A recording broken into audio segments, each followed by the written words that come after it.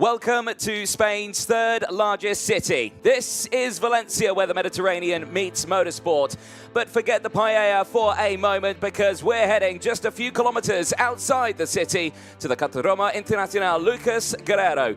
Named after the Spanish racing legend himself, this is a circuit with teeth. Technical in the twisties and rapid down the straights, and unforgiving to those who brake late into turn one.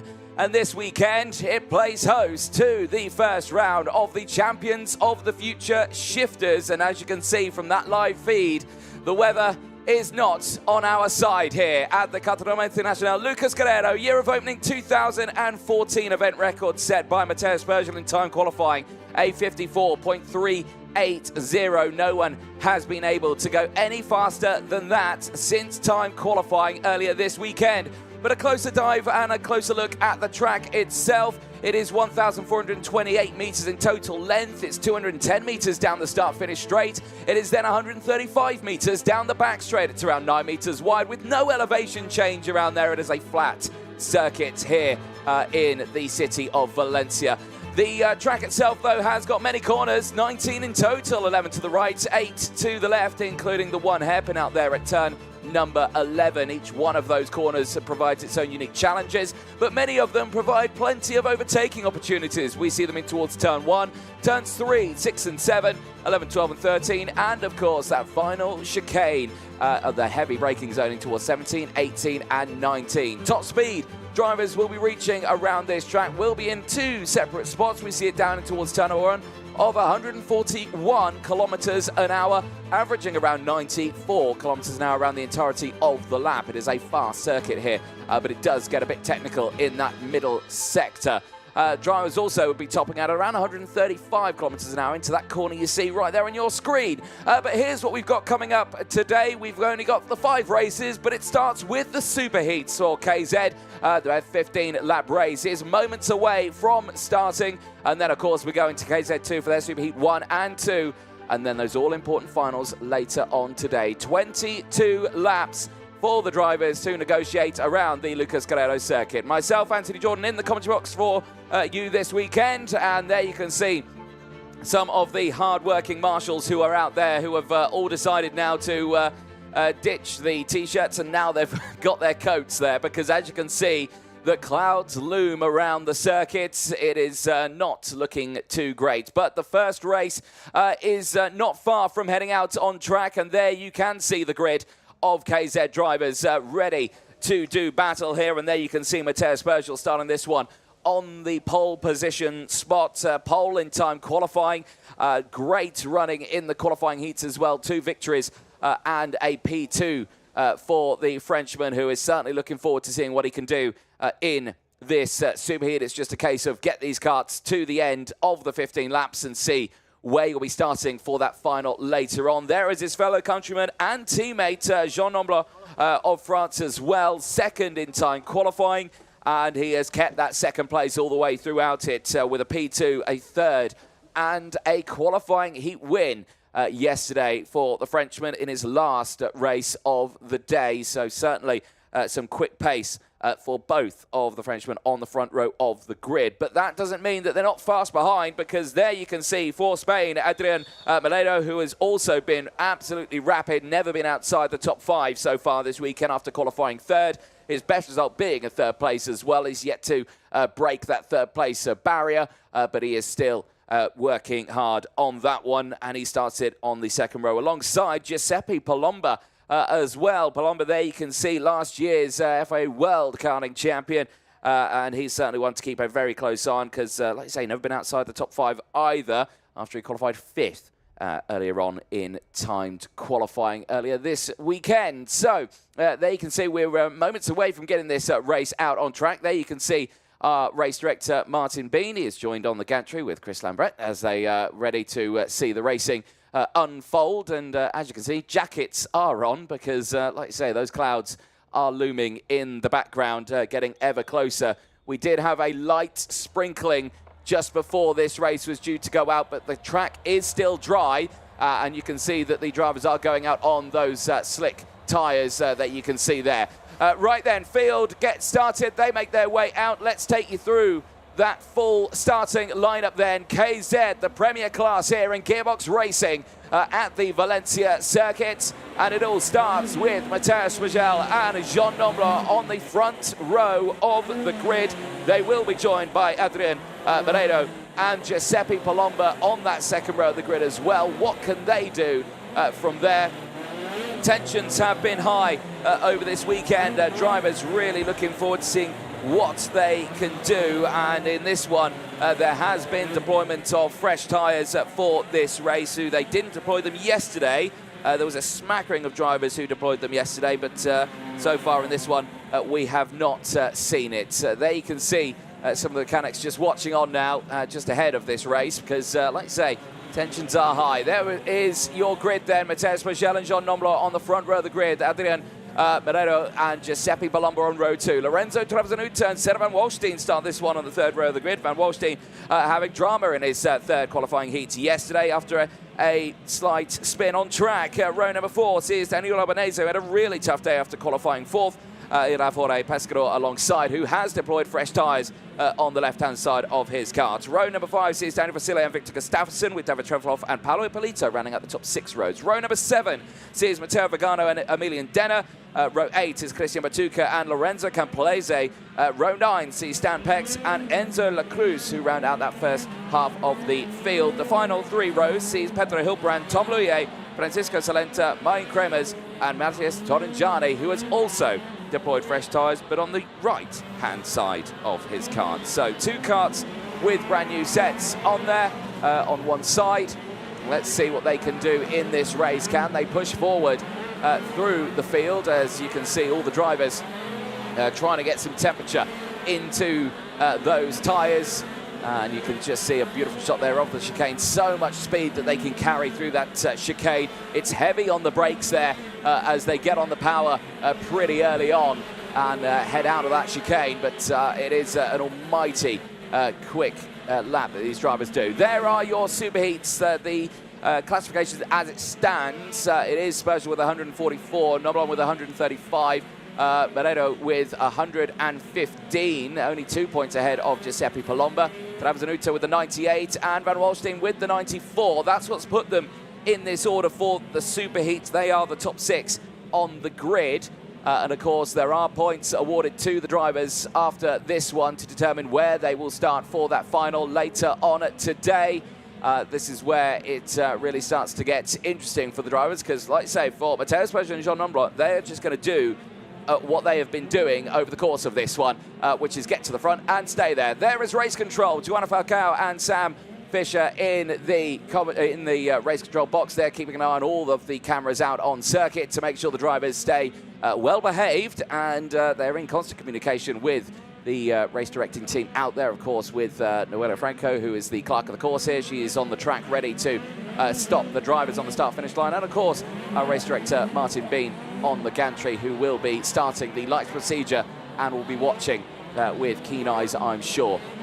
Field now in the last stages of warming those tyres up. They will head into their boxes now as they prime themselves ready for this Superheat. The longest race so far they will have done, it was 11 laps yesterday, 15 now in this race before their 22-lap final later on today. That is going to be the one to watch later on, but there you can see the air conditions that we have, 14 degrees. It is cold this morning. It is not warm whatsoever. It is dry for the time being, but the clouds do loom across the circuit, so we will have to wait and see what will happen. There is Noelia Franco, clerk of the course this weekend, who is stopping the field at the front of the grid. We will wait for the green flag at the back as Martin Kremers and Tom Luye just get into position. There you can see how close these drivers are to right on the edge of those boxes. They're going to try and get close. That's the hands you see moving onto the tyres. They're positioning themselves into the box as close as they can be. As we get that green flag, we wait for the lights to go out, and we are racing in KZ for their Superheat down in towards turn 1. And keep an eye, Palomba tries to go down the inside but cannot get the jump. It is a good getaway though for the Frenchman. Mateus Rogel breaks away cleanly at the front of this one. Palombo has managed to get through. So Giuseppe Palombo up into second place. Jean Nimblom's gone backwards. Senavan Walshstein goes sideways out of the chicane. He's going to lose out though, because down the inside goes the 19 of Danilo Albanese, who did struggle yesterday with breakdowns and penalties. He now finds himself right up now at the sharp end of the field. Down the infield straight they go. The train starts to form up here as they still absolutely send it down the inside. Big moves there. That is Jorge Pescador trying to get his Cali cart through the inside, but he's not going to find the gap, and he stays in that mid-pack. So it is Spurgel who leads the way at this moment, ahead of Giuseppe Palombo, who's there in second place. Big sentence by Stan Pex. Can he make the apex? Yes, he can. Stan Pex with a big lunge there, and now it's all kicking off here because they're all going wheel to wheel right now. Devin Trefilov trying to defend from the likes of Christian Batuka, and Batuka being very verbal there, and Matteo Vagano also trying to get involved in that battle. So it is Spurgel, Palombo, Nomblo at 1, 2, 3 right now from Daniel Albanese. Moreto is there in P5. He has gone backwards a little bit in this one, but only by 2 places, so he will fight back through the field. Travazanuto, Van Walshstein, Gustafsson, Vasilian Pescador still running at the top 10, but where are our drivers with those tyres? Obviously, Jorge Pescador has had a relatively bad start on this one. He's dropped 2 places despite those fresh tyres, so he has gone backwards a little bit in this one. Matthias Torinjani also has not improved from the back of the grid, so he is still there in 23rd place, but still in this race. Across the line they go then. We go on to lap 3 of this race, 2 laps completed, and so far they are still line astern, but crucially, Spurgel and Palombo very, very close, but the eyes are focused on this one. Jean Nimblon, who has not finished lower than 3rd place, might now be battling for that first, his lowest ranking spot he's had so far this weekend. He has not finished lower than 3rd, and right now he's got Danilo Albanese right on his tail, both of them on the older tyres. They deployed the fresh tyres yesterday as down the inside. Danilo Albanese gets that move done, and now you'll see the likes of Moreto trying to get down the inside as well, and he's done it. He's pushed through. The Moreto Racing driver has done a brilliant job there, back into 4th place, and now for the likes of Jean Nimblon, he's gone down to P6. The whole field has gone through on this one. Even Travazanuto managed to find a way through, and now he's got the likes of Senavan Walshstein alongside him, who's going to look down the inside of turn 1, and he gets it. Senavan Walshstein back on the charge. He was one of the biggest movers yesterday in the qualifying heats, after not a great qualifying for him, 10th overall, but he gained so many positions. He finished P4 in his first one, 6th, but then had that drama in that 3rd qualifying heat, and that's what puts him on the 3rd row of the grid on this one. Still 4 places gained from that initial qualifying, and now you can see setting the fastest laps of the race as well. Out of the infield section then, they go through turn 13, they exit sector 2 back into sector 3 now, and you are seeing the gap start to form here. Spurgel is doing exactly what he did yesterday, which is just hold on to the lead and break away at the front. He's managing to keep that pace all the way throughout it, and he's not even in camera shot anymore. This is still heating up though, because the battle's happening all the way throughout the field. This is right at the back of the grid. Matthias Torinjani getting through past Francisco Salenta as they battle for 22nd and 23rd out on track. Now it's Daniel Albanese, fastest driver out there, 55.198. Now Albanese there in 3rd place is going to want to try and close in on Palombo, but well, they've got about 9/10 of a second between themselves. The front 3 are very spread out at the moment, and you can see that Albanese is not in, well, he's in a bit of a danger zone here because he's got Moreto right there. Adrian is still in this race and is putting in the pace right now. But so far not able to find a move down the inside. The whole field going through there just behind. It looked like that was one of the Charlotte that Daniel Asile trying to go for the move there in the background, but all the meanwhile we are seeing those overtakes as no, Matteo Vagano gets the move done on Daniel Vasile on the exit of that final chicane. And now we're seeing more moves here because, well, now it's Victor Gustafsson's turn to get past Jean Nimblon, and now he's starting to really tumble down the order. Here is the Frenchman from the front row. This is not what he wanted at all in this superheat. His pace was absolutely rapid at the start of this weekend. And unfortunately, just in this superheat, he seems to be just that little bit flustered here, and he is dropping down the order now into 8th place. Jorge Pescador is the fastest driver and is closing it as well. There was the start, pretty solid from the whole field there. No real jump starts to report, and you can see how close they were right at the beginning of that one, all the way down in towards turn number 1. You can see how much they were sliding around. There was that overtake that we were talking about earlier on. That was Vagano getting past Daniel Vasile into that final chicane. This was Gustafsson's move, getting past the likes of Nomblom. He's pushed through. Senna van Waalstein is on the charge as well. He's just managed to get past Lorenzo Travazanuto. That is for P5. So Senna van Waalstein is on the charge, and there you can see him on your screen heading down the infield straight. His pace is still looking very, very quick here. Yes, he had not the best getaway at the start of this one, but he has certainly found that pace now, and this is how it was done. On the exit there, down the start, finish straight, just had the power, and I think it may have been a little mistake there from Travazanuto, and you could just see how he just waves Van Waalstein past, knowing that he had the pace and there was no point fighting it. So good move there. That race will continue then as they head down in towards turn number 1. You can see then Van Waalstein certainly looking like the quickest driver out there, despite not setting the fastest lap of the race. That is still Svagel who's got that one, as it's still kicking off in the background here. Big moments over the curb for Jean Nimblom as Pescador tries to fight his way through. He did get through. It was a little bit rough and rowdy, but I think the Spaniard has managed to get that one done, and he pushes himself up back into his original starting spot of 8th place. Those fresher tyres now starting to get into life. Albanese has closed in on Palomba.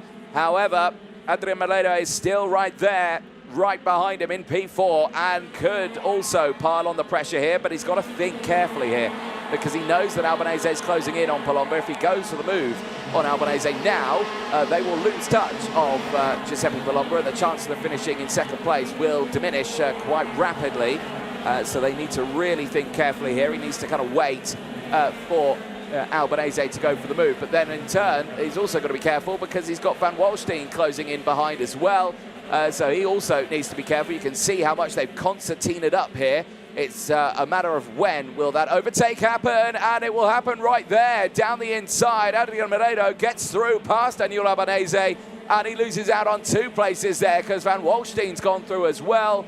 And it looked from that angle like it was a tight move there. I don't think Albanese was ready and expecting a cart down his inside, but he might get another one here because now it's Van Waalstein on the charge as Gustafsson has managed to get past Travazanuto in the background as well. So overtakes happening thick and fast in this field as they exit out of the final chicane, back down the start-finish line. Keep an eye on Van Waalstein. He's going to go for the move, and actually he's going to get way past there because I think he has just seen, Adrian Moredo has just seen how much that Van Waalstein has closed in here. And I think he's just thinking, right, you get in front, I'm going to watch what you do, because you're also on one of them Sodi carts who are looking mighty, mighty quick at the front of this field.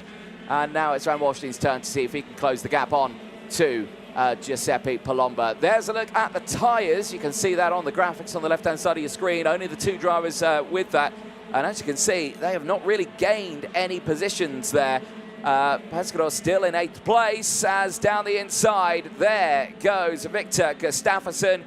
One of the biggest movers in this race, 5 places gained now, and is inside that top 5, and that's drama on the back straight for the Formula K of David Trefilov. The number 5 has problems, and that is mechanical 100% in nature. Was that a missed gear? Because there was a lot of smoke. I'm not sure if that was a lockup because he slowed right down as well. But Derek Trefilov, the German, out of the race, and that is a huge shame for him. He'll go all the way to the back of the grid, and that will certainly scupper his chances in that final later on today.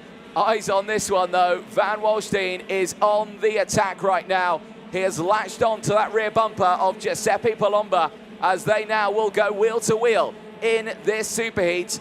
And for Van Waalstein, every position he gains here is helping himself out in that intermediate classification. He currently sits 5th in that one, so he's looking to start in P5 for that final later on. But if he can get past here Giuseppe Palomba, this might help him out massively. Here is that moment on the back straight. Now what happened? So they're going up the gears here. He checks over, and yeah, is that a lock up there? Is that a missed gear? It's not an engine seizure because obviously it keeps going, or has he just pulled the clutch in there to roll it back?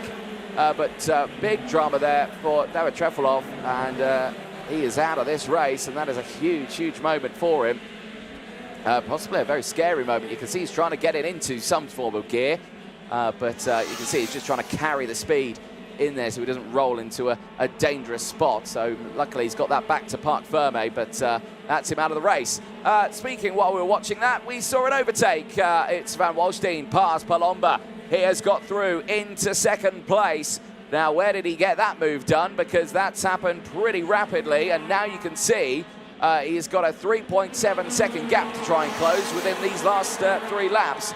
Right, so here is it. It's out the exit of turn number 3. Okay, so that's just a much better exit then for Van Waalstein. He's been really enjoying that infield section. This is where he's been getting these overtakes done, and there you can just see managed to get the better exit out of turn 3 and just push himself up into second place.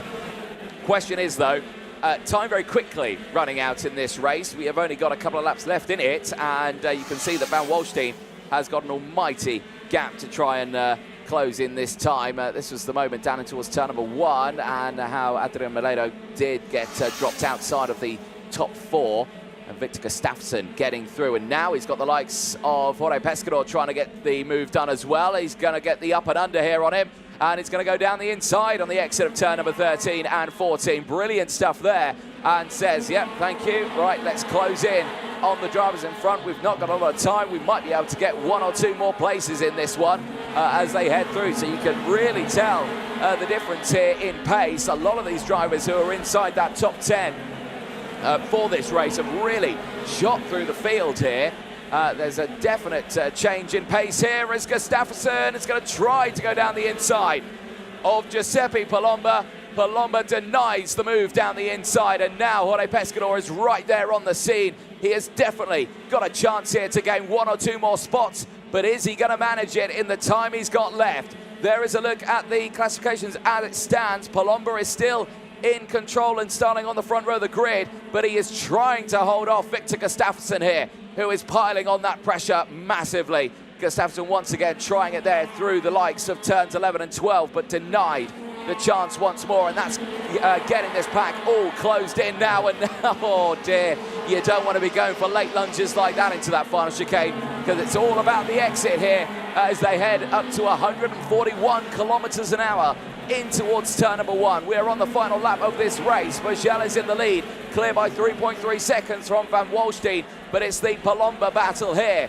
This is the fight for third place, and once more, oh, Gustafsson tried to go down the inside there, but is just denied on the exit of the turn. I've got to say, for Giuseppe Palomba, he is giving a defensive masterclass here in the KZ category, but this is where the overtakes happen. This is where the lunges come through. He dives to the inside. He denies Gustafsson once more the line to the inside, but he, again, on the exit here, is going to try and get the power down, but it's not going to be enough. If it's going to be anything, it'll be an almighty lunge into that final chicane. We're seeing Nomblom fighting with Trabzanuto in the background. There is Vogel across the line, but who's going to finish in third place? It is going to be Palomba. He held on to it. A superb defensive drive there at the end. Daniel Albanese had a terrible one on that last lap. He dropped all the way to 9th place.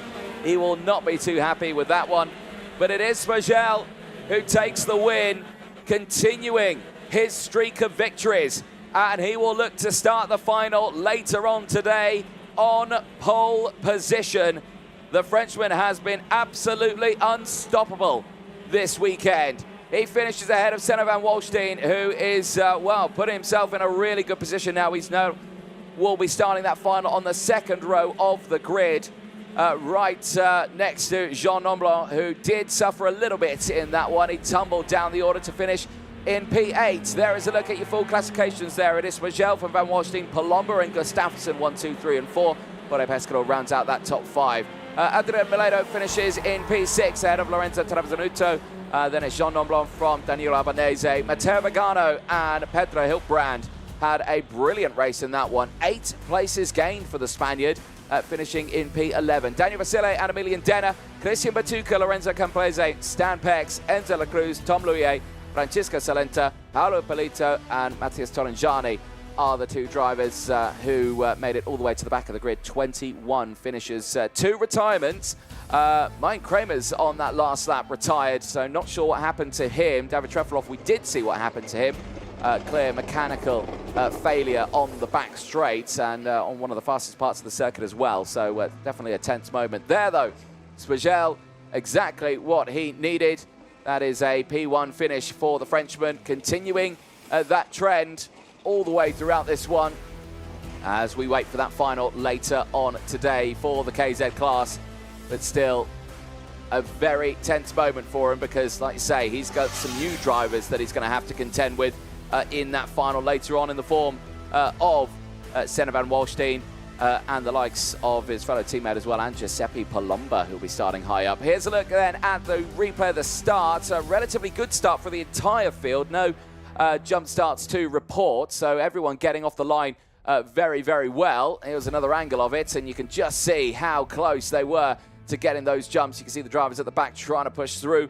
There was Pedro Hiltbrand there in the number 3. He had a lightning start and also a lightning race as well, gaining those 8 places to finish just outside the top 10. A superb drive for him there. Other drivers as well also making good moves throughout it. There was David Trefilov in the early stages of the race, pushing his way through, as well as Emilian Denner making the moves in the early stages, only gaining the 1 place during that superheat. And later on we'll see him making the moves, I'm sure, in that final. Daniel Albanese, well, good start to his race, gaining those early positions. Later, though, in the race, dropping 2 places and finishing just inside the top 10. This was the moment Jean Nimrov just started to fall back into the field. The CPP Sport driver who started on the front row of the grid. Great races yesterday, but clearly something not fully working on his wagon. And speaking of fully not working on his wagon, there was David Trefilov's spectacular retirement there. Smoke out the back of his kart, lockup on the back straight. Was it a misgear? Was it an engine seizure? We just don't know. But clearly mechanical in nature. Sees him out of that superheat and going all the way to the back of the order. Still some more overtakes. Giuseppe Palomba having to defend. This was a defensive masterclass for the Italian on that Maranello kart. Gustafsson repeatedly trying to get past, but unable to do so as they headed to the checker flag. It was Spurgel from Van Wallstein, Palomba 1, 2, 3, but it will be Spurgel, Palomba, Jean Noblom, and Senna Van Wallstein who will round out the top 2 rows for that final later on today. Well, the next race is already out on circuit for their formation and warm-up laps. It is KZ2 Superheat 1 that is taking to the circuit. 15 laps, 21.5 kilometer race distance ahead of the drivers in this one. And again, looking forward to seeing what is going to be happening, because so many of these drivers have had good results and pushed their way forward. But let's take a look at who can beat Casper Schormans, though. Pole position and 3 qualifying heat wins out of 3. Starts this one on pole position. He is joined by Corentin Rousseau alongside. Max Orloff had a tough day yesterday. Some penalties in his races, but he starts this on the second row of the grid. He'll be joined by Malek Skriven on row number 2. Matteo Zanchi and Jean Luye go from row 3. They'll have Arta Pulain and Gresim Skulinov on row 4. They will have the likes of Noah Wolf and Yanis Aviko on row 5 with Simon Reckermarker and Kian Fardin on row 6. Emmanuel Mai and Georgia Vakovsky round out row number 7. They will have Timo Jungling and Jensen Graham on a British row number 8. Samuele Leopardi and Hugo Besson round out row number 9. Dan Delakian and Jan Rothen go from row number 10. They round out the top 20. They'll have Meniak Krosner and Boris Doraski on row number 11. Eric Vess and Kapres Jus go from row 12. They'll have Ivan Kondratenko and Nicola Rossini on row 13. Eduardo Mormarelli, I don't know if he is out on track. Unfortunately, the Italian was here this weekend. He entered, he was part of it. Unfortunately, he came ill. He felt under the weather, so he did not take part in any of the sessions yesterday. And I think because of that, he was not able to take part in today either, which is a big shame for him. But he was feeling under the weather. Hopefully, though, he does feel better very soon, and hopefully we'll see him out there in next weekend. But for right now, it is just the 26 kart field that'll make its way out on track. Well, they're changing all the way on that gantry. We see there Martin Bean, he stayed the same, but now Gonzalo Planto has replaced there Chris Lambret, and he is on the gantry ready to watch the start of this KZ2 Superheats. And like you say, it's all been about Kasper Schulmans in this one. No one has been able to beat him. Like you say, he's so far it's been a perfect weekend, and he's looking to see if he can continue that trend in this one. It doesn't look like anyone has gone for fresh tyres either in this one. They've all stayed the same, but right now his drivers just need to get these karts to the end of this race just to see what they can do. The weather is holding.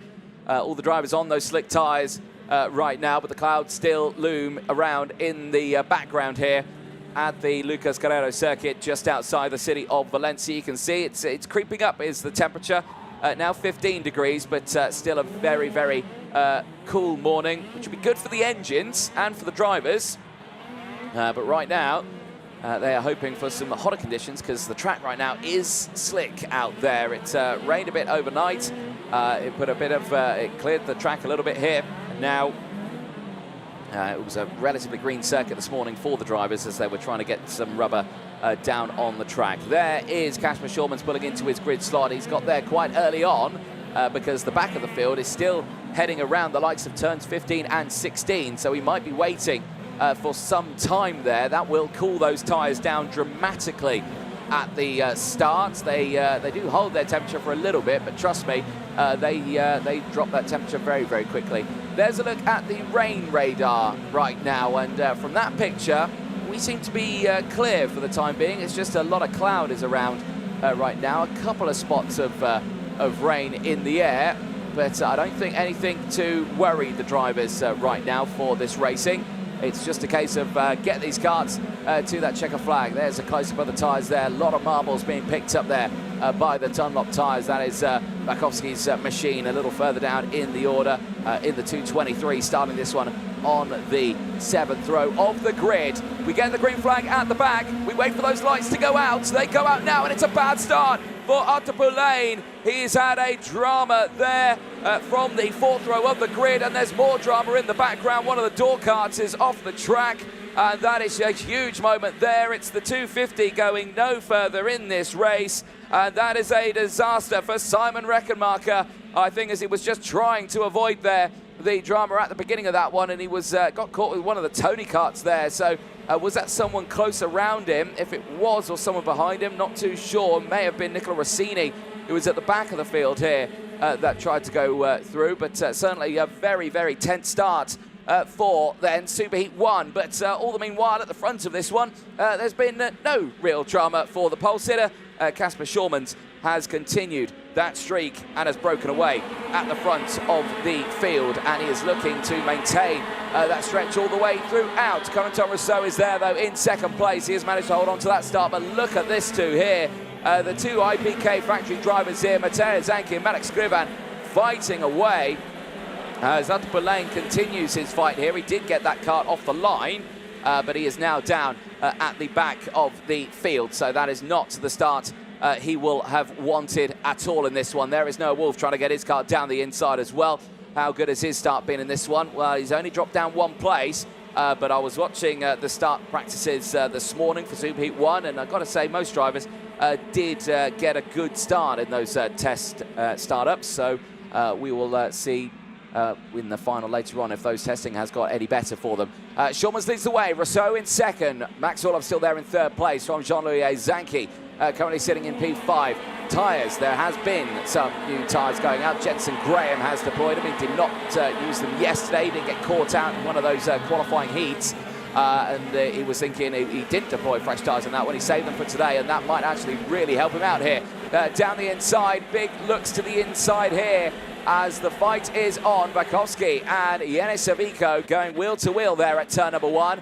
And did he get that move completed? We might have to wait until they come through the next session. No, he did not, because Jensen Graham managed to get the move down the inside in the end.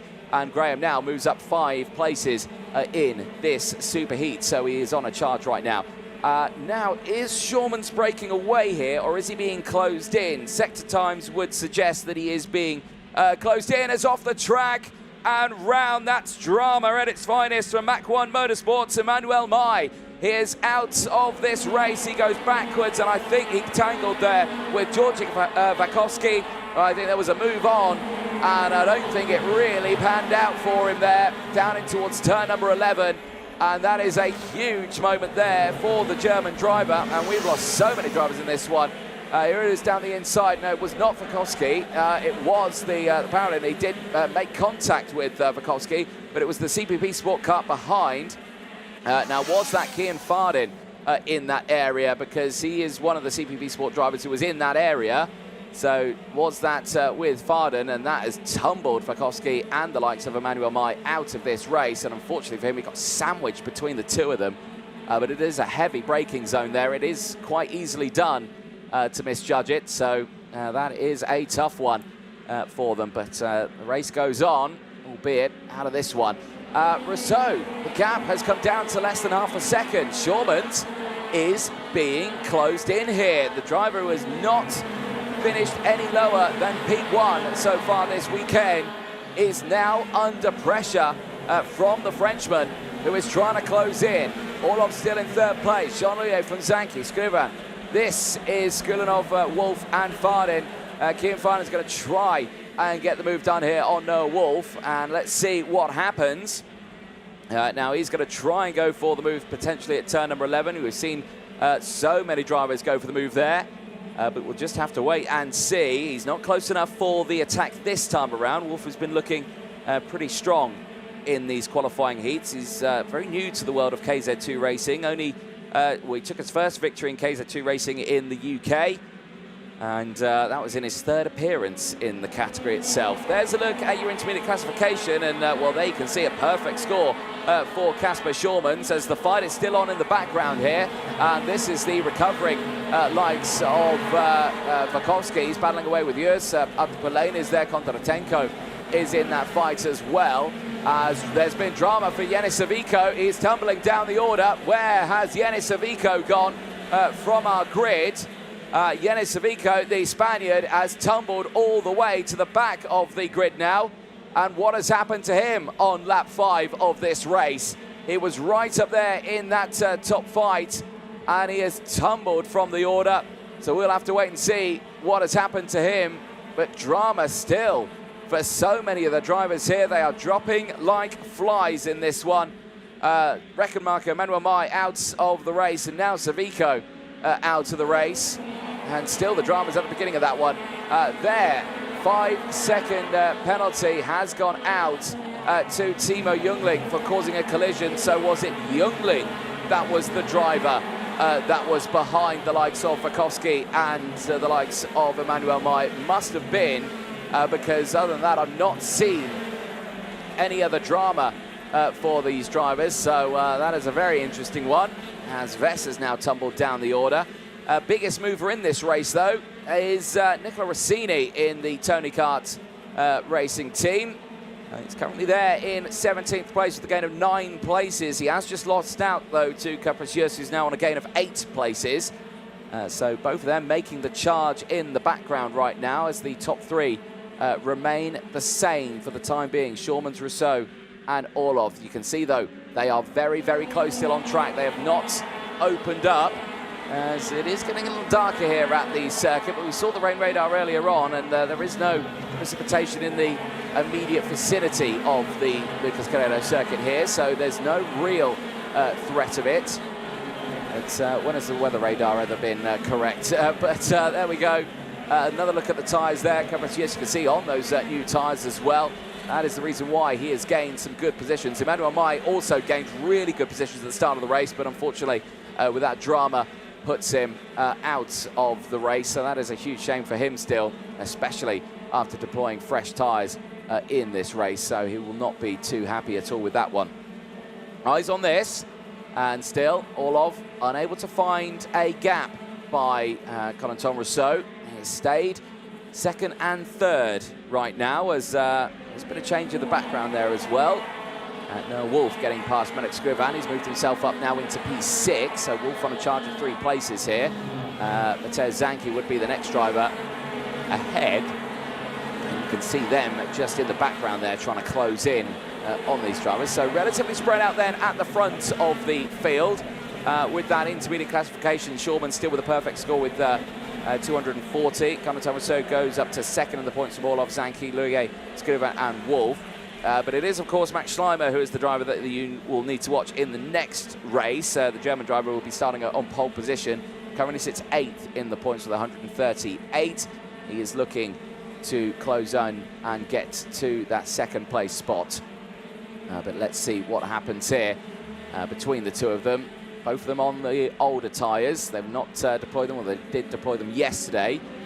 Big look over the shoulder there for Rousseau. Still sees it full of Max Orlov right there behind. That's the next group behind as well. Jean-Louis and Mateusz Zanki. Zanki also looking strong over the course of this weekend. 10th in qualifying, and now going for the move here down the inside at turn number 1. That's a nice one there, and I don't think Jean-Louis really fought that one. And I think that's a smart time, because look who's closing in there. Noah Wolf has rapidly descended on those drivers. And now Jean-Louis is going to have to try and defend there from Wolf in the background. This is still that second place battle on your screen. Corentin Rousseau and Max Orlov. They are very close, but they are not close enough just yet. Now that is another warning flag going to Timo Jungling. And what is happening to Jungling in this race? He is at 4 places. He's right in the midfield here in 11th place. But is that a second? What if it is? That's a second 5-second time penalty for Timo Jungling for causing a collision here. There is the exit of that final game. There is Jungling, seemingly all on his own there. He has got a trainer carts in front of him, but he's at the back of that grid right now.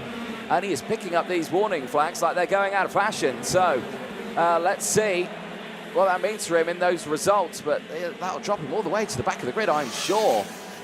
It's a replay. This was that moment. So this was the 5-second for Timo Jungling. Yeah, into the back. That's quite clear of Emmanuel Mai. That was the one where I incorrectly called it as Kian Farden going into the back. So sorry, Kian. But no, it was Timo Jungling in the back of Emmanuel Mai, and that was a very unfortunate one. And that actually dropped 2 drivers there, because of course George Fakowski also lost out on a lot of time there after being collected in the back as well. Eyes on this. Wolf has managed to get into P5 now. He's got past Jean-Louis, and he is closing in on Zanki in the background. But this is the fight that we want to see, because down the inside, it's a brilliant overtake from Max Orlov down the inside, gets into second place, and Corentin Rousseau now drops to 3rd. But it's a bit too little too late, I think, for Max Orlov here. The gap is 9/10 of a second between himself and Kasper Schulmans. There is still time left in this race. It is very, very doable to close that gap. And Max Orlov now will try and dig deep to try and close that gap in. And already Sector 1, fractionally faster than Kasper Schulmans. But I mean, we're talking thousandths of a second here. It's not going to be enough at this rate to close that gap up. So he needs to really think. He needs to really push in this race. He really struggled, did Max Orlov yesterday. 8th in his first race after a jump start penalty. Then he finished 2nd place in his 3rd one, also with a jump start penalty. And that's really what put him backwards in the order in this one after he qualified 2nd overall. But he did take a qualifying heat win in his 2nd race, a redemption after those 2 false starts. So that now has put him 2nd in the points as well. You can see he's got past the likes of Corentin Rousseau with 204 points to his name.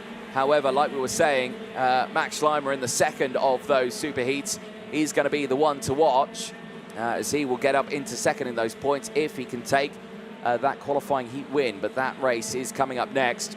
Eyes right now focused on this fight. The gap still 9/10 of a second. I don't think Orlov is going to be able to close in here on his teammate. Kasper Schulmans has still delivered a superb amount of races this weekend. Not lost out on any races. Pole in qualifying, 3 qualifying heat wins, and he is looking for the win in this superheat. Out through turn 3 they go. This corner here has played havoc with so many drivers over the course of this weekend. As in the background there, we are seeing Wolf, who's made the move on Zanke as well. Now Wolf having a really strong performance in this one, up into P4, 5 places gained. But there, Jensen Graham is your biggest mover, 8 places gained with inside that top 10. He is currently circulating in P8, but your biggest mover on track goes to Nicola Rossini. 10 places gained from the back of the grid, is currently circulating in 16th place and has had a very strong performance in this one. As drama there out of the race is the Formula K IPK driver, going no further in this race. Boris Zaraski, unfortunately, the Formula K factory team driver, is not going any further, and not sure if that's mechanical in nature. But drama for him as they go on to this final lap of the race, and that will spell disaster as to will he make it into that final later on today. Because, well, only the top 36 in this will go through, and anyone who started on the back of the grid in this one are in trouble. Of course, everyone does make it to the Superheats of the 54 entries into the weekend, but only 36 get into that final, and for everyone who started on the 9th row backwards is in trouble. But here, though, someone who's definitely not in trouble. Casper Schormans of the Netherlands will exit that chicane and will confirm pole position for the final. He is undefeated so far this weekend. Casper Schormans delivers a strong result and a strong start to his 2025 season, as he looks to start on pole position for that final later on. Max Orlov, for now, sits second in the points, but we have to wait and see what Max Schleimer can do in that second superheat later on today. Corentin Rousseau finishes in 3rd place from Noah Wolf, 5 place gained for Wolf, finishing inside the top 5 in P4. Matteo Zanke in 5th place from Jean Louillet, Maddox Clivan and Jensen Graham. He's the biggest mover inside the top 10, 8 places gained to finish in P8, at Kian Farden and Gerasim Skulinov, who rounds out the top 10. Timo Jungling, well, he finishes P11 on track, but I think those penalties will be going into him because he finishes now 4 places gained, but the penalties heading his way. Hugo Besson, 6th place gained, finishes in P12 ahead of Samuele Leopardi. 4 places gained in P13 ahead of Dan Delakian's 5 place gain in P14. Kerpesius, 9 places gained in P15. Nicola Rossini, 10 places gained in P16. Lane, not the start he would have wanted, stalling on the line, and unfortunately for him, finishing that race in P17, a loss of 10 places, but did recover back to 17th place. Maria Krosno finishing in 18th from Ivan Kondratenko. Georgi Vakovsky from Eric Vess, and Jan Rothrin round out the 22 karts that finished that race. The retirement, Boris Zaraski, at the end of that one, we saw him break down. Yenis Savico, Emmanuel Mai and Simon Reckenmacher all out of that race, which means there will be a little bit of a clean-up operation out there on circuit. There was that the 231 Pantano kart there that we saw off the track? That is Dan Delakian there, Spanish F4 driver this season. And he's had a torrid one there because he did take the checker flag, but his kart clearly broke down at the start. Really lucky there for Lane. But what happened to the other drivers there? You can see straight off the track, drama at the beginning. Nicola Rossini was lucky not to get caught out in that one, but Simon Reckenmacher, clear damage to his wagon. There was a little bit of contact in there, a couple of the Formula Ks. Was it Kondratenko he had contact with at the start of that one? All the meanwhile, the front of the grid had no idea of the dramas unfolding behind them as Schormans, Rousseau and Orlov broke away at the start of that one. Yellow flags were still out at turn number 1, and well, there you can see drivers going side by side on those replays. We saw the yellow flags on the start-finish line, but crucially, the drivers having to stay in formation as much as they can. Field and battle raging through. Noah Wolf had a great race in that one. 5 places gained to finish in P4. You can see he got past this battle here with the Charles Leclerc teams. Jensen Graham also making the good moves as well. 8 places gained. But Besson fighting through the field as well. Jean Louillet was one of the drivers. This was the torrid moment there for Emmanuel Mai. Contact between himself, Jungling, and the likes of Georgi Vakovsky Vukoski and Emmanuel Mai dropping backwards in that order, but only Mai was the retirement from that incident. Big moves as well from Max Orlov. He managed to get up into second place. A good overtake down the inside at turn 11, where we saw right at the end of that one Boris Zaraski out of the race, but no one can beat that man there. Kasper Schulmans, that is a perfect scoring weekend so far for him, as he will start that final on pole position. So no one in this next Superheat can put it on pole, but the fight for second and the fight for starting on the front row of the grid is still on, and Max Schleimer will be one of those drivers in that battle. You can see him there on the 262 Soda Kart machine on the front row of this grid. He will have Jörg Valtonen starting alongside him, the Finnish driver, who has had some good results here. Qualified 12th overall, did Jörg Valtonen, but he did take a qualifying heat win after that penalty for Max Orlov in that final qualifying heat later on in the day yesterday. There is Schleimer, though, a close-up of him ahead of this one. A win, 2 second places to his name, puts him on the front row of the grid. There is a missing kart, and that missing kart is Markus Kayak. He is not on the grid. Now, he was due to start this one P4, the Estonian. Not sure why he's not there, and I will try and ascertain that information, but it's only looking like he may have missed the gate. Not too sure, but he is missing from the field, and we'll try and figure that one out. So that means that Eli Goldstein will be starting all on his own on the second row of the grid. There is Jörg Valtonen. Great running for him over the course of this weekend. 2 fourth-place finishes in those first qualifying heats. A very strong performance in his third, coming away with a race win on paper, to be fair, but still a very strong result for him. And some tyres as well. We have got deployments of tyres in this one. Crucially, though, singular tyres that have been deployed in this one, as there you can see the recovery operation underway. And there you can see as well, Markus Kayak and Alessia Piccini are both missing from the grid. That is 2 drivers now missing from the grid. The 241 who's due to start this one 26th has not taken to the circuit, and that will mean his chances of getting into that final have diminished quite a lot. There is Goldstein on the grid here. Only his 9th race weekend in the KZ2 class, but certainly not afraid to get those results, because he's never finished outside of the top 5, nearly never outside of the top 3, only a P4 in his first result, but then 2 third places yesterday in his second and his third qualifying heat. Certainly puts him in a really strong position for that final later on, but of course there's super heat to go. There we saw Anatoly Kavalkin starting this one just behind as well, and again really good results for the driver who qualified 13th overall in time qualifying earlier this weekend. Has never been outside of the top 10 with his results, P5, a P7 and a P4.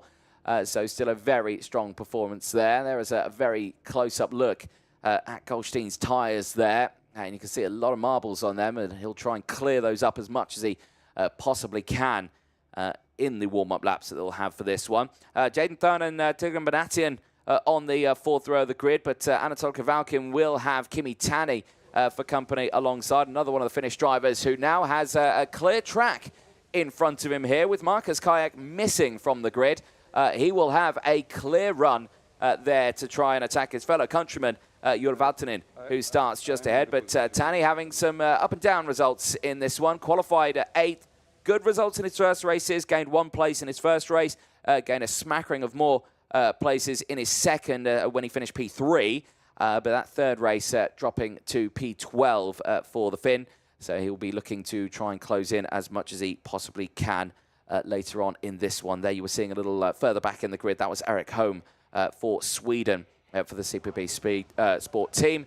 And that 253 machine. There, though, is Jaden Thijn of the Netherlands, starting this one on row number 4. And again, really good performances from him over this weekend, starting him on the 4th row of the grid for this, and in a really strong position to try and close in. Now, the clouds, I'm looking up at the clouds here. It's a very strange day we're having here. It's very low cloud here at the circuit, and there is breaks in the cloud. It's lightening up a little bit, but Yeah, there is some low, dark clouds all around the circuit, but again, we saw the rain radar earlier on, and it did show that there was no actual rain in the vicinity. It was purely just dark clouds looming over the circuit. There is Tigran Benatian on that Formula K machine.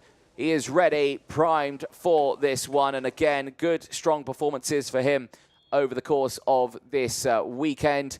There you can see one of the boards is going up. Is that the 1 minute board? Yes, it is the 1 minute board being displayed by Ross Upton, the pre-grid officer out there, keeping the drivers and mechanics in check. There is the next row of the grid, Alvar Simonsvaara of Finland on the CRG. Again, looking to try and push through as much as he possibly can in this one, because, again, some relatively decent results for Alvar Simonsvaara. But all the way throughout of this one has been just trying to push through as much as he possibly can.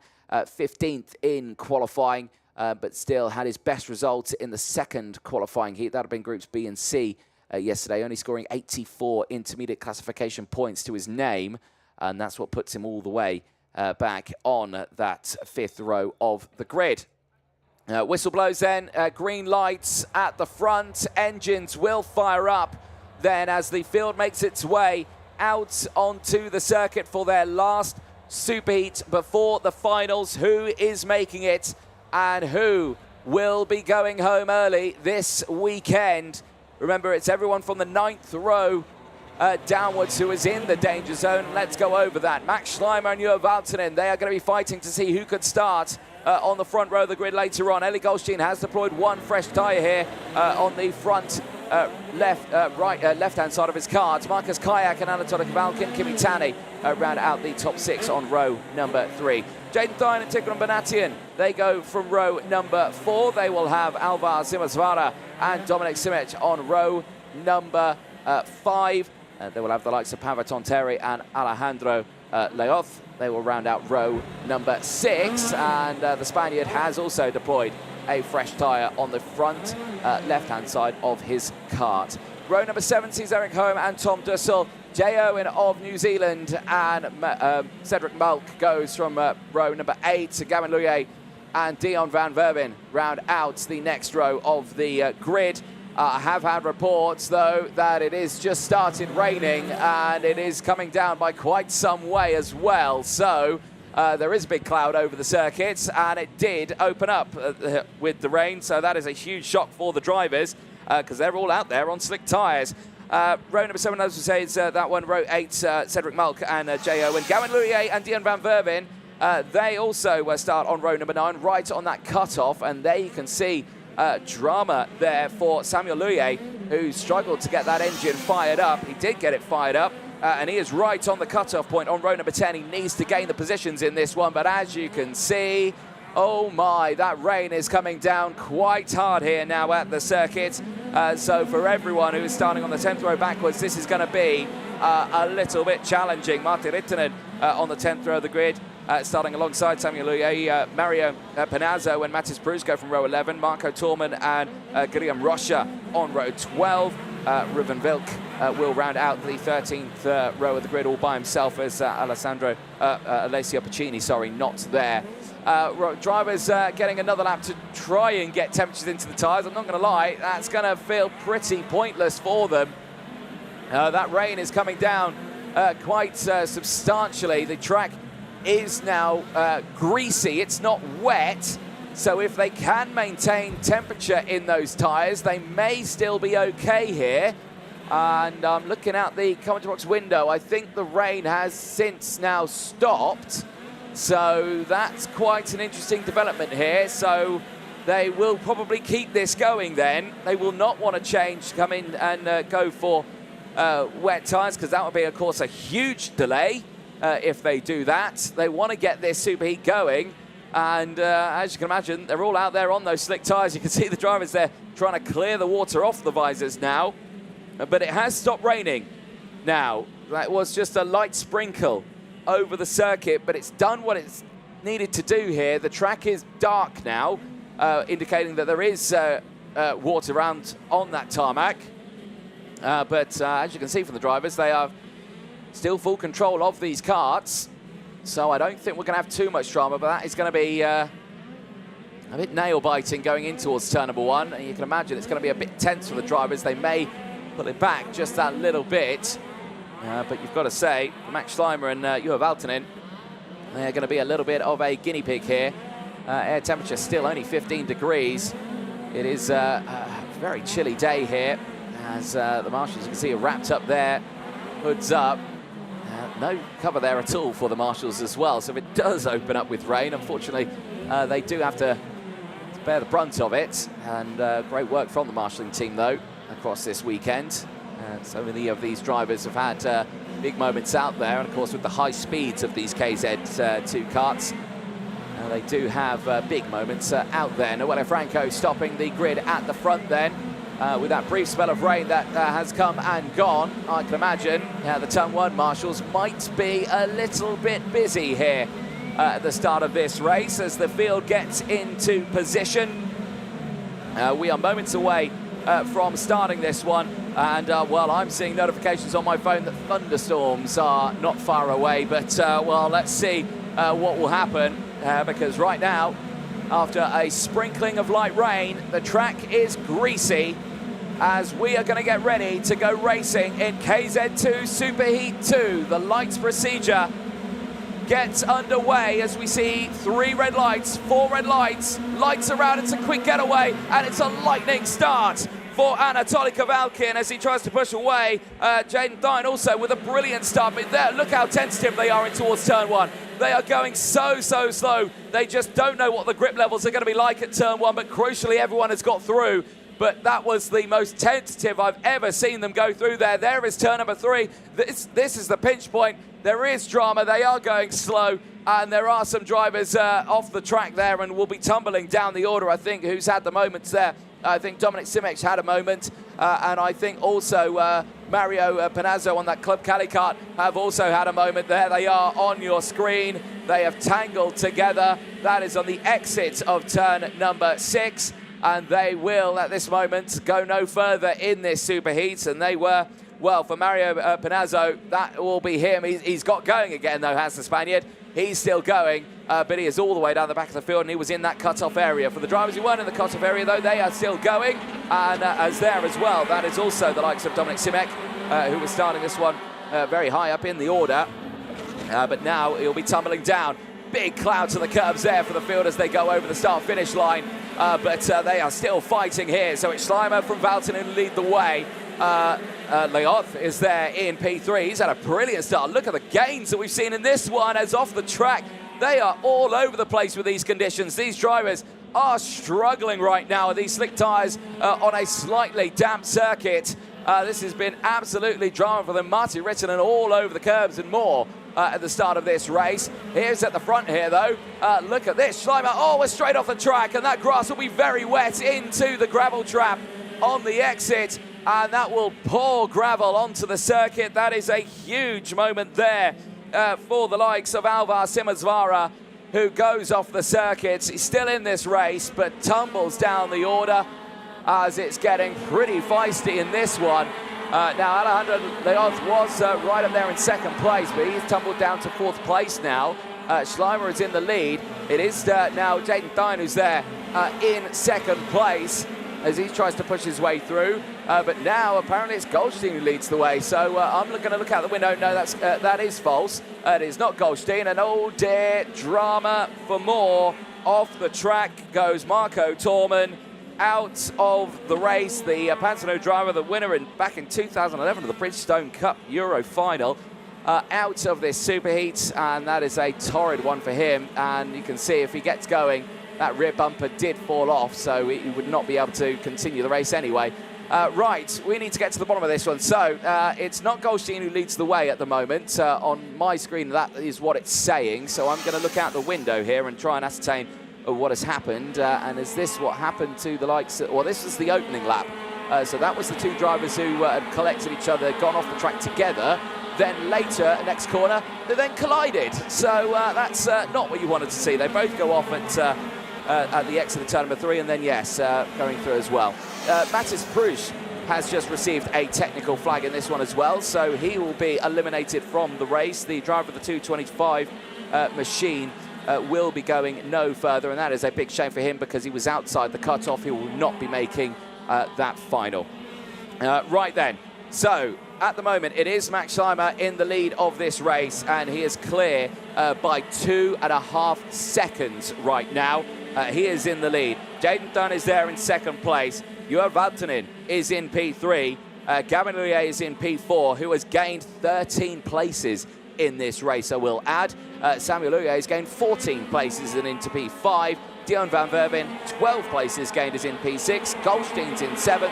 And Alejandro Leoth is now down into 8th place. Eric Holm, Marty Rittinen still round out the top 10. Rittinen has gained 10 places. So a lot of these drivers who were comfortable with the conditions have maintained that pace and have kept going as the fight still rages on here. And yes, that is quite a clear technical flag for our man who's pulling into the pit lane there, and unfortunately for Matis Bruch, out of the race, and I suspect that might be a nose cone penalty because, well, it's not there. So that'll be another 5 seconds going on top of his already bad result, and that is his weekend done for now, which is a big, big shame. Eyes on the field then. There is Ellie Goldstein currently circulating in 6th place right now. Had just got past Dion van Verven, but he is on the charge right now. There is that second place battle.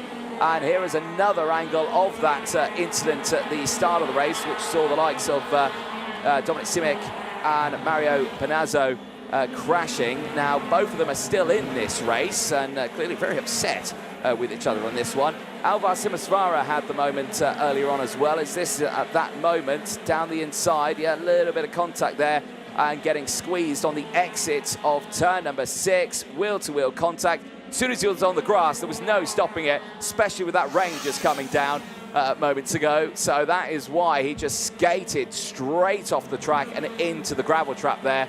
But a scary moment for him, but he brought a lot of debris back onto the track there, did Simasvara, but it's still in this race. Here is Johan Valtonen and Jaden Thun. They are still battling for second place on track with Max Schleimer in the lead of this race. He does secure second for that final later on today. So let's see what happens if he can maintain that one, but he is still in a good position.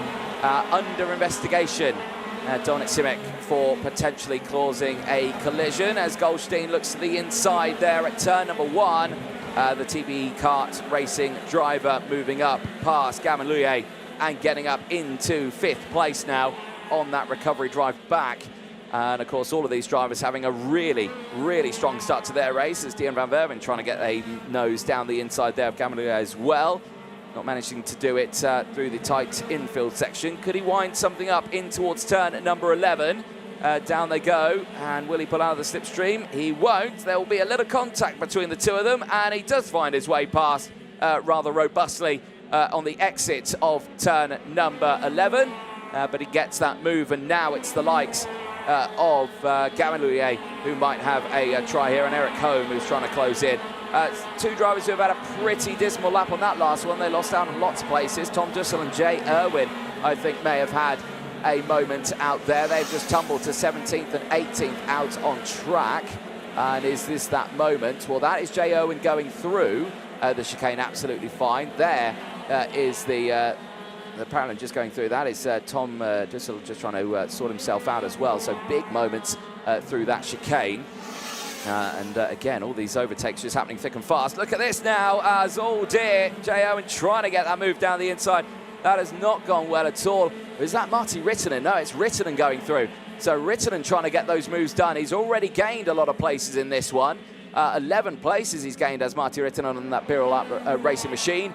But he is trying to push his way through pretty nicely on this one. But still, Dion van Verven is trying to gain those places as well. They're all trying to move up in the order here. But right now, not finding the way through. Back down the inside. Marty Rittinen finds the gap and he gets that overtake done. And he moves up now nicely into P9. That's an 11th place gain for him in this race. We are lap 9 of 15 right now. The race is slowly coming to a conclusion. And there you can see Samuel Loulier is our biggest mover. 15 places gained from the start of this race. Currently in P4, he is the biggest mover overall and the biggest mover inside the top 10 as well. as we focus on this battle here on your screen. Heading down in towards turn number 11, going defensive once again, just trying to hold on to the position here as much as he possibly can. Cedric Mulk, you can see him now trying to get a move down the inside. That's not going to work out for him. He stays behind as Gavin Luye and Eric Holm battling for position. 5-second time penalty with a warning flag going to Tom Dussel. So he's having drama out there. He's currently running in 18th place and will drop down even more at the end of the race as well. So that is a huge shame for him. But he continues in this race. Looking further down the field as well, any other big movers? Yes, we do indeed. Riven Vilk has had a really good run in this one. The Mach 1 motorsport driver from Germany has gained 12 places so far in this race. As he steps through, he's currently circulating in 13th place behind Anatoly Kavalkin, who has, well, not had a good run in this one. Kavalkin has dropped down 7 places from his starting spot of P5. And this entire field has broken through on him right now. This is the battle for 2nd place. This is Jaden Thun and Joel Valtonen, 2nd and 3rd right now. Only 0.2 of a second between those two. As this was the moment down the inside. Well, again, robust there for the Millennium Racing driver of Cedric Mulk. But he gets the move done and still pushes his way forward in this race, as he is now up 8 places in this race. Back to the 2nd place battle here. Yeah, Jaden Thine, great start for him pushing through, as I think there's been drama out on track. For Samuel Luye, the Frenchman, I believe, is out. His kart has come to a stop at the exit of turn number 3, and it's rolled all the way to the runoff area at turn number 7. The Frenchman is out. That is an absolute disaster for him, and that, I think, definitely mechanical in nature. It just drove straight off the circuit, and that is drama for him. He had gained so many places to try and get into that final, and it's just absolute despair for him. He started this race on the 10th row of the grid. He had pushed all the way up inside that top 10 for the wagon to stop rolling, and his chance of getting into the final have vanished in a blink of an eye.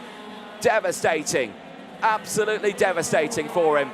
But the race must go on, and for Schleimer, he is still in control of this one. 3.2 seconds clear from the Thine and Valtonen battle, which is on your screen right now. This is further back in the order.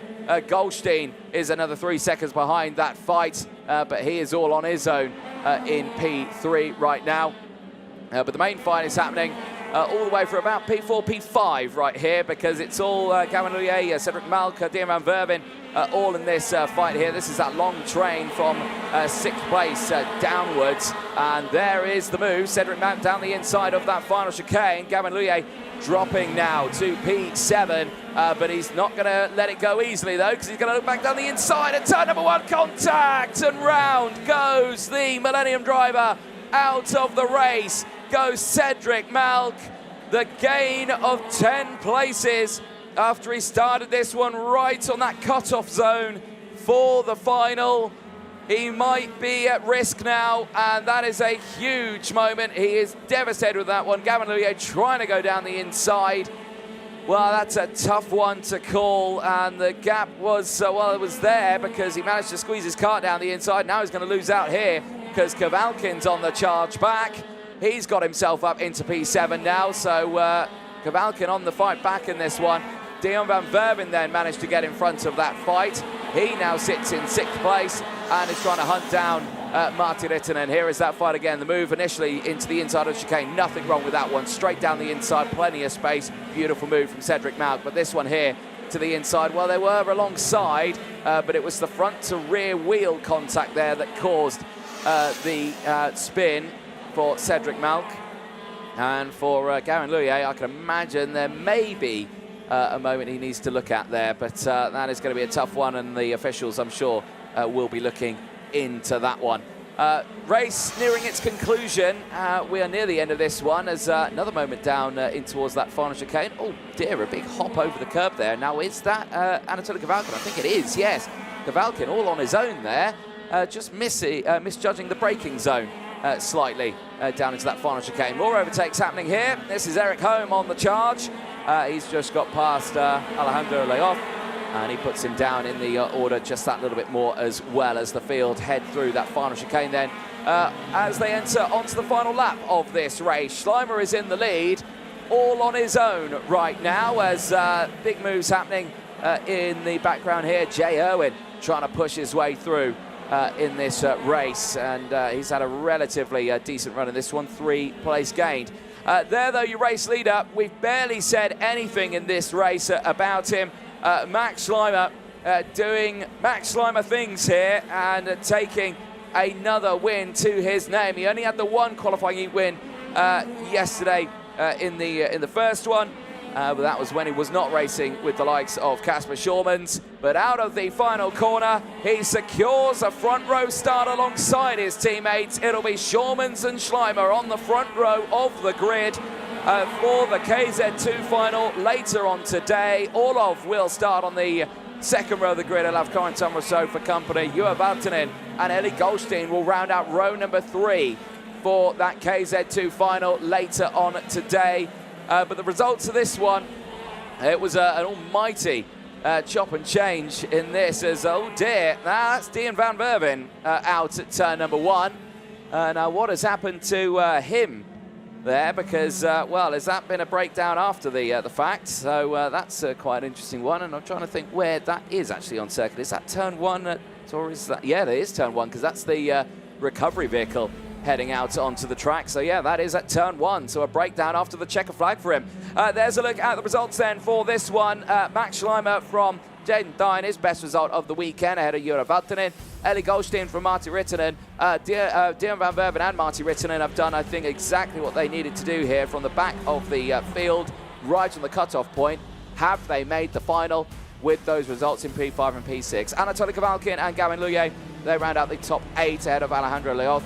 Erin Holm rounds out the top 10 ahead of Jay Irwin. Alvar Simonsvara from Riven Vilk with a 12th place gain in 13th place. Guillaume Rocha, great race there for the driver from Mozambique. His first time here at the Valencia circuit. That is his best result of the weekend with a P14 10th place gain. Tom Dussel and Mario Pisano finishing in 15th and 16th place. Dominic Simic rounds out the field that finished.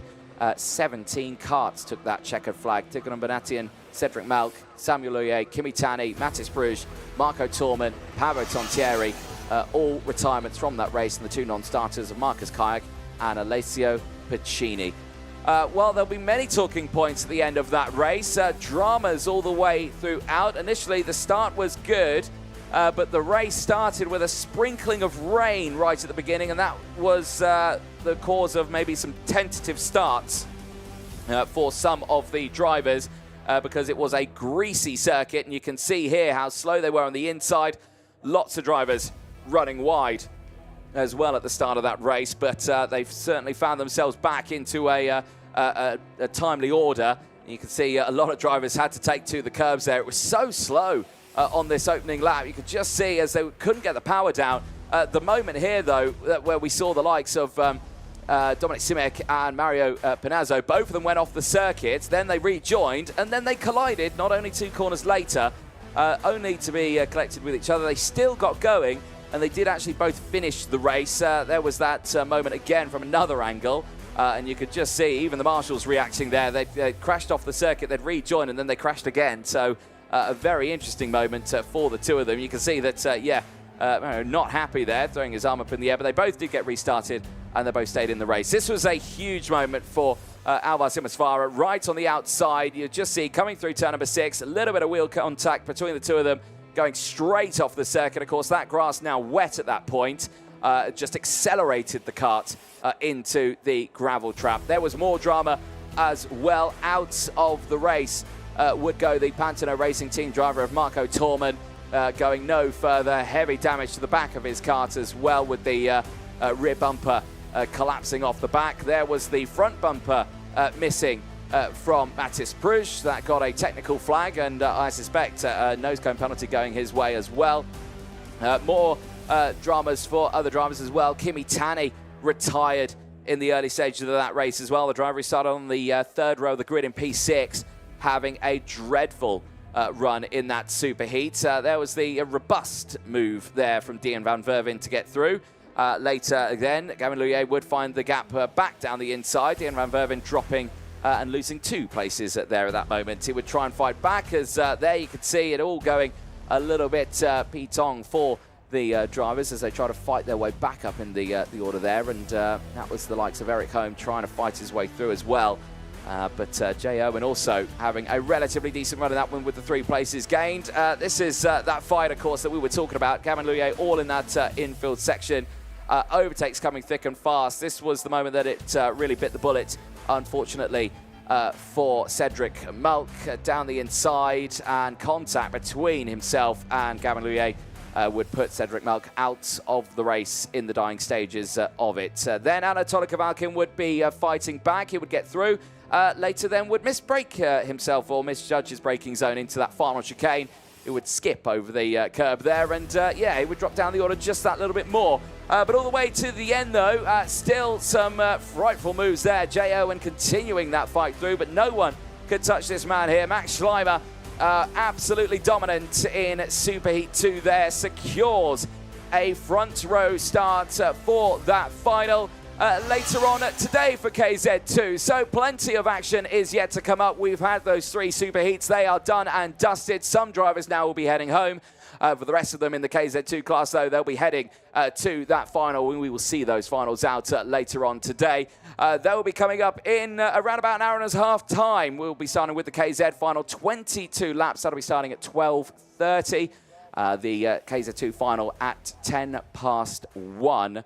Where we will see those drivers do battle for one last time here this weekend, and we'll see who will stand on that podium later on today. We will take that break then. We will see you in an hour and a half's time. Do not go anywhere. We'll see you for the finals here for the Champions of the Future Shifters in 2025.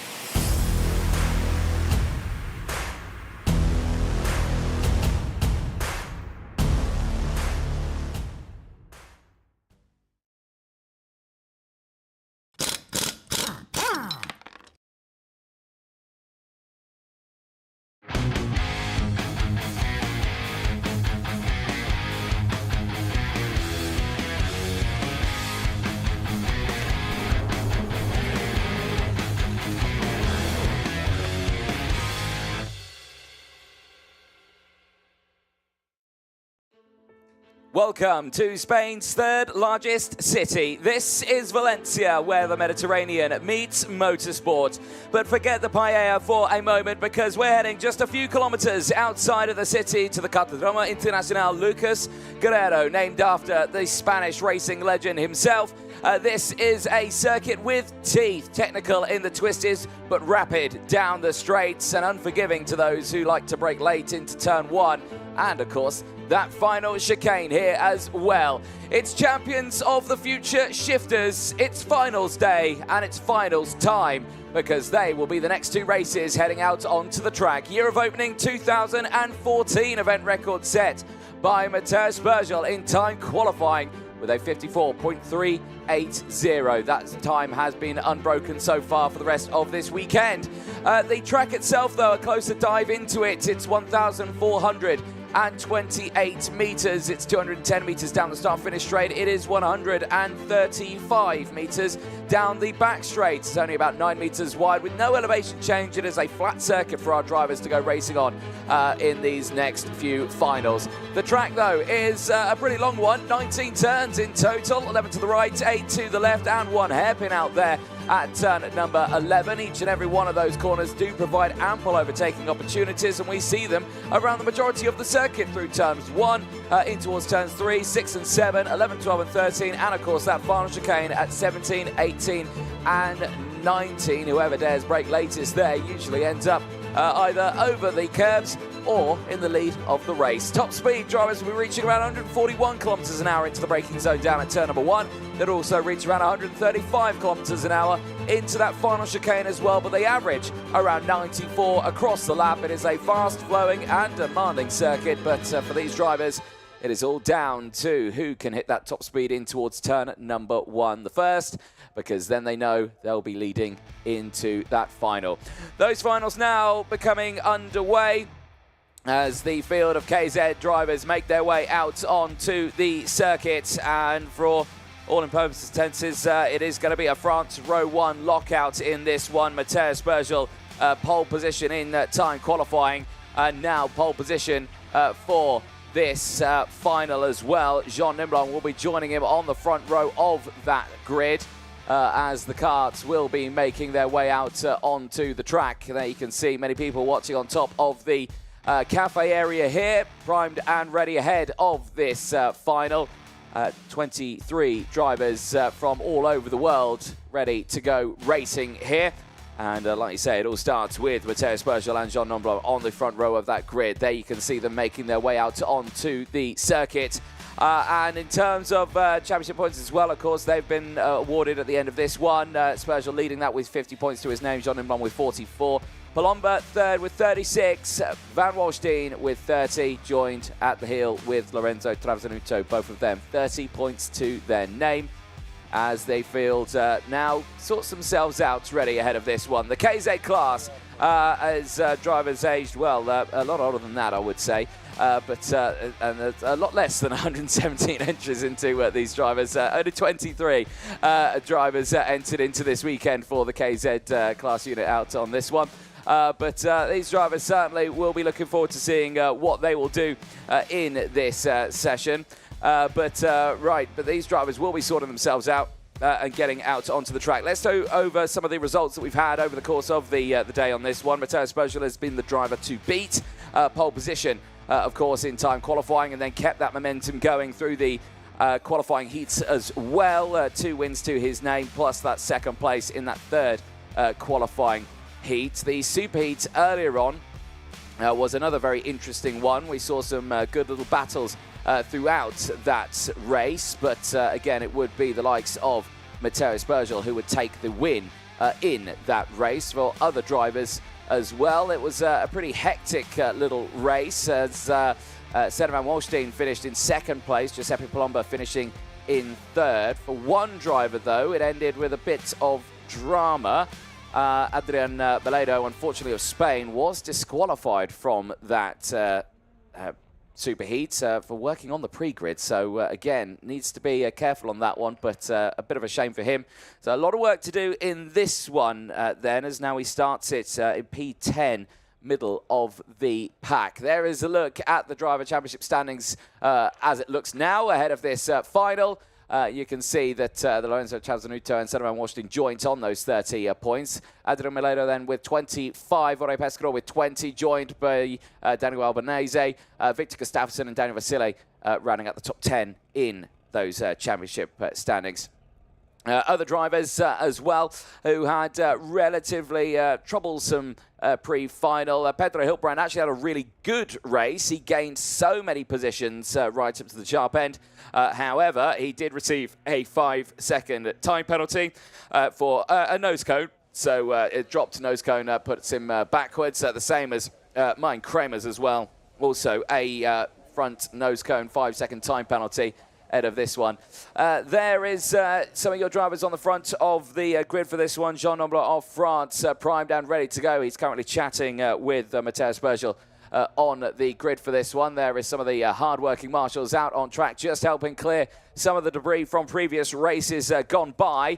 But they have been absolutely fantastic this weekend, dealing with all the incidents that these drivers have seen out on circuit. There is our race director Martin Bean. He's just chatting with Gonzalo Planta out there ahead of this one. You've also got Ross Upton, the chief pre-grid officer. You've also got Darren Clark there as well from the technical team, also down there just checking over the carts as well to make sure all is in order. A little bit of a meeting happening here at the front of the field. Giuseppe Palomba there, you can see a great run from him, last year's FIA karting world champion in the KZ class. A brilliant final that was in Portimao, where he got a 2-for-1 overtake, which gave him that win. Gustafsson there as well, also joined there by Jorge Pescador of Spain. He's jumping in with the drivers, having a quick chat as well. But for all these drivers, they've had quite a busy run of racing, and you can see the rest of the field there just having quick chats at the back of the grid there as well. I think Christian Batuca is there. Daniel Vasile also, I believe, might be on the grid there as well. But he starts this one, the number 21, on the 9th spot of the grid. Quite a few empty spots there. I see Victor Gustafsson is also there. A lot of people just waiting to see this final get underway, albeit there's a fair few spots free on that grid, so we'll keep a close eye on that one. And yeah, there you can see lots of happening, but smiles still happening all around for the drivers. Daniel Vasile is there, Christian Batuca and Victor Gustafsson all still smiling away on that grid. Looking out there at a fair few of those empty spots, and there you can see again drivers just having those conversations and just seeing what they think ahead of this final. But it's all led to this moment, of course. So many drivers with those good results. It was a tough qualifying for many drivers as well, and some of them who have really pushed forward in this one as well. Senaman Washington qualified 10th overall, now finds himself starting on the second row of the grid, and he's had a really good run in those qualifying heats and the Superheats earlier on as well. So he's going to be one to really keep an eye on for the front row of the grid in this. He has been looking like the fastest in overtakes, but the fastest at the front has definitely been that man there of France, Mateusz Bergel, who has delivered some really, really good results over the course of this one. We have explained those already. Pole position in qualifying, 2 qualifying heat wins and a second, and then, of course, going into that Superheat win out there on track also. But it all falls down to this final, the longest race they will do this weekend, 22 laps ahead of this final. It will be a long one for them. It will feel more like an endurance a little bit. But right now, it's all just a case of, well, just get these karts to the end. Jean Nombler there on the front row as well. He gets himself primed and ready. Did take a qualifying heat win in the races earlier on in the weekend. Second and third have been his lowest results in those races. However, in his Superheat, did go backwards just a little bit, dropped 5 places to finish in P7, but nothing to worry about too much in that one as he still starts it on the front row of the grid. Giuseppe Palomba there, smiles on his face. He's ready for this one. The Maranello kart driver delivering a great start to his season right now. Did finish in 3rd place in the Superheat earlier on. Also having some really good results in his qualifying heats as well, 2 P5s and a 3rd place after qualifying 5th overall. He now starts it on the inside of row number 2. And he is joined by this man here, Senna van Walstein.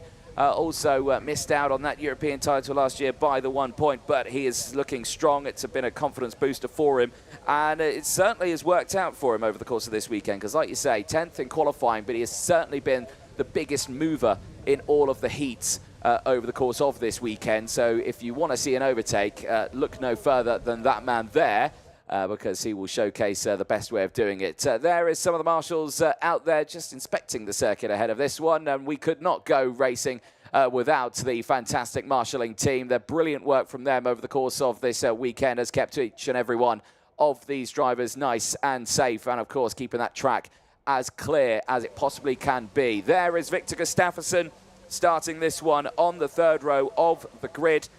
He would have Lorenzo Travasanuto alongside, but I don't think he is there on the grid. So Victor Gustafsson on his own on row number 3.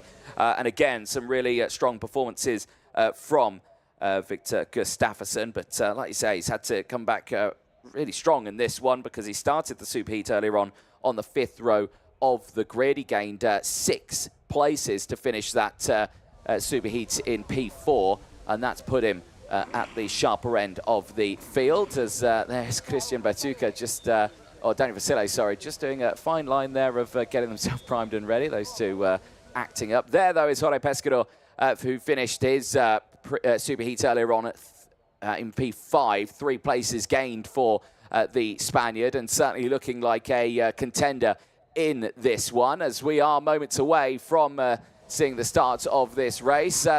Was that a dab, Daniel Vasile? I don't believe it. I don't think I've seen one of those in quite a while. But he's done it. He's sat in his car now. He is primed, ready to go. He's looking forward to, I'm sure, seeing what he can do in this final. And like you see there, not easy to spot, but quite a few karts missing from that grid. We will go over who is not out there, but who is racing. You can still see a fair few karts at the back of the field there. I think you've got the likes of, I think Christian Batuca, he is out there. Enzo La Cruz, I think he's also out there as well in the number 24. Brand new Dunlop tyres on board the karts. As you can see, everyone primed and ready to go in this one, and tensions will be rising. That was Adrian Melerio. Wagon, who'd be starting this one on the 5th row of the grid now. The Spaniard, who, like you say, was disqualified from that Superheat earlier on, finds himself a little further back in the grid. There is drivers further around in the order as well. Pedro Hiltbrand is there. He's on the grid. The Spaniard in the number 3 kart is primed and ready as, oh my goodness me, what is going on here? Christian Batuca, get in that kart, lad, and go racing. I don't think your dancing career is going to kickstart anytime soon, lad. But hopefully your racing career is still looking good for the Italian. But these drivers will get themselves sorted, ready to go for this one. The air at the moment is still pretty cool for the drivers. It's around 14 degrees or so. Clouds still looming around the circuit. I have had my phone buzzing all day saying that there was rain on the way. There's thunderstorms all around, but we saw a sprinkling earlier on before the KZ2 Superheat 2. There's the rain radar, and there's nothing really around, so I'm not sure what my weather app is saying, but I might need to invest in a new one because that looks pretty clear out there in terms of our radar. So all these drivers now just need to focus on getting these karts to the end of this final. Again, great running for them over the course of this weekend. But it all starts with those 2 Frenchmen on the front row of the grid. They'll get some time in now to get those temperatures in the tyres, in the engine, everything like that. They need to scrub off the release agent on those Dunlop tyres to get them to where they want to be. I do love the motto there on the steering wheel there of Victor Gustafsson, and on all CRGs, the flat-out sign that you see on the steering wheel. And just a constant reminder to all the drivers of what they need to be doing.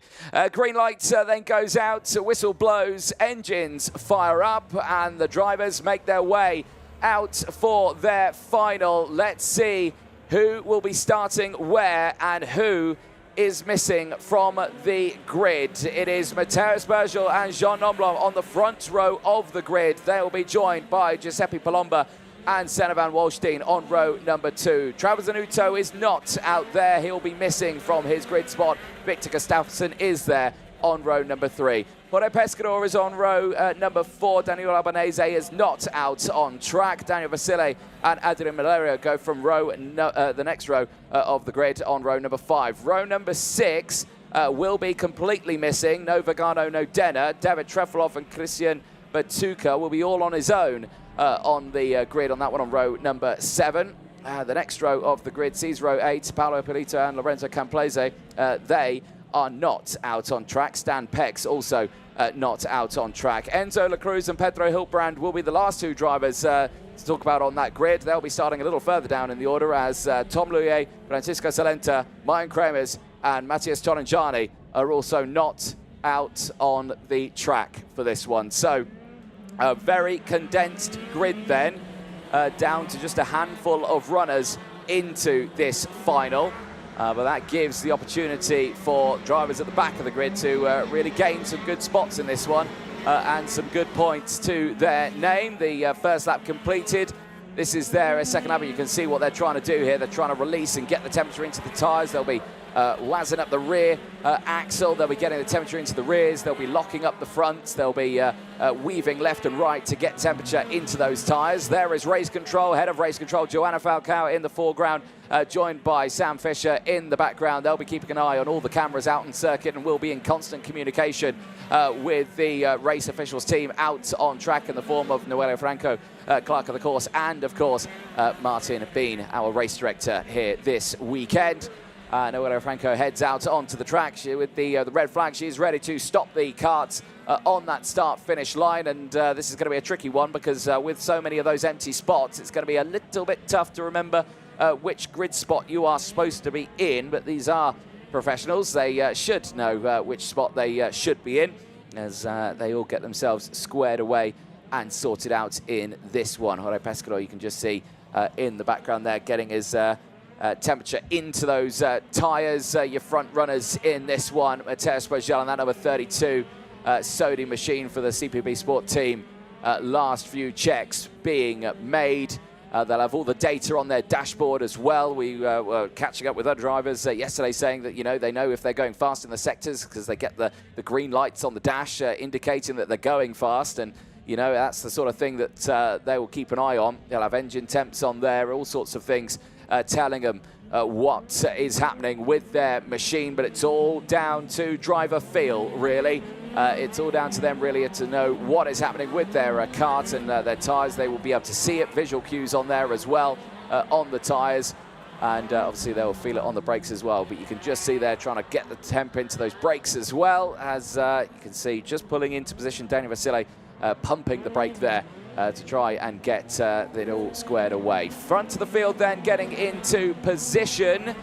Back of the field, still a long way away, actually. We've still got drivers going around turns 14 and 15, which means the drivers at the front will be a little bit perplexed as their tyre temperatures will be cooling down now. There you can just see pulling into position further down the back of the grid. Christian Batuka getting into position there as well now. Comes the number 22 of Batuka. There is Jean Nomblot on the front row of the grid.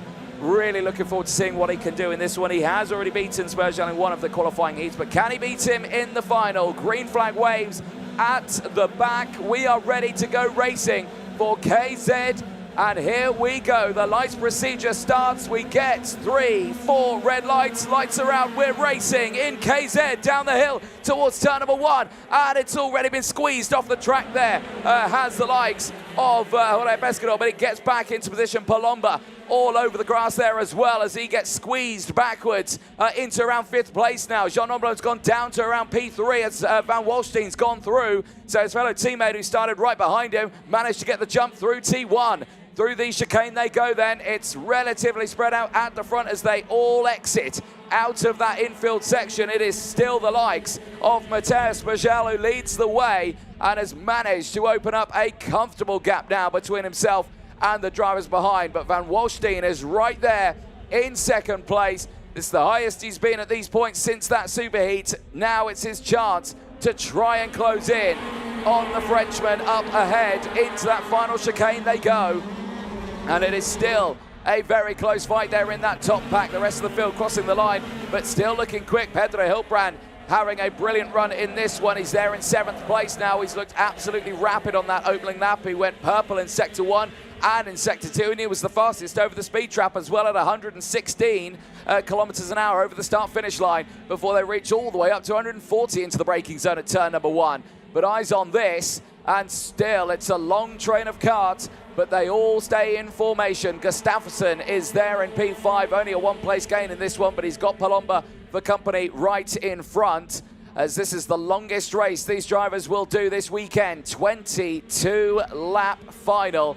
It's a long old race for these drivers, so it's sit back and relax, because Vogel in the front needs to just remain calm now and hold on to that lead. Van Walstein has not given any quarter to Nomblom just behind. He has stayed right there just in 3rd place.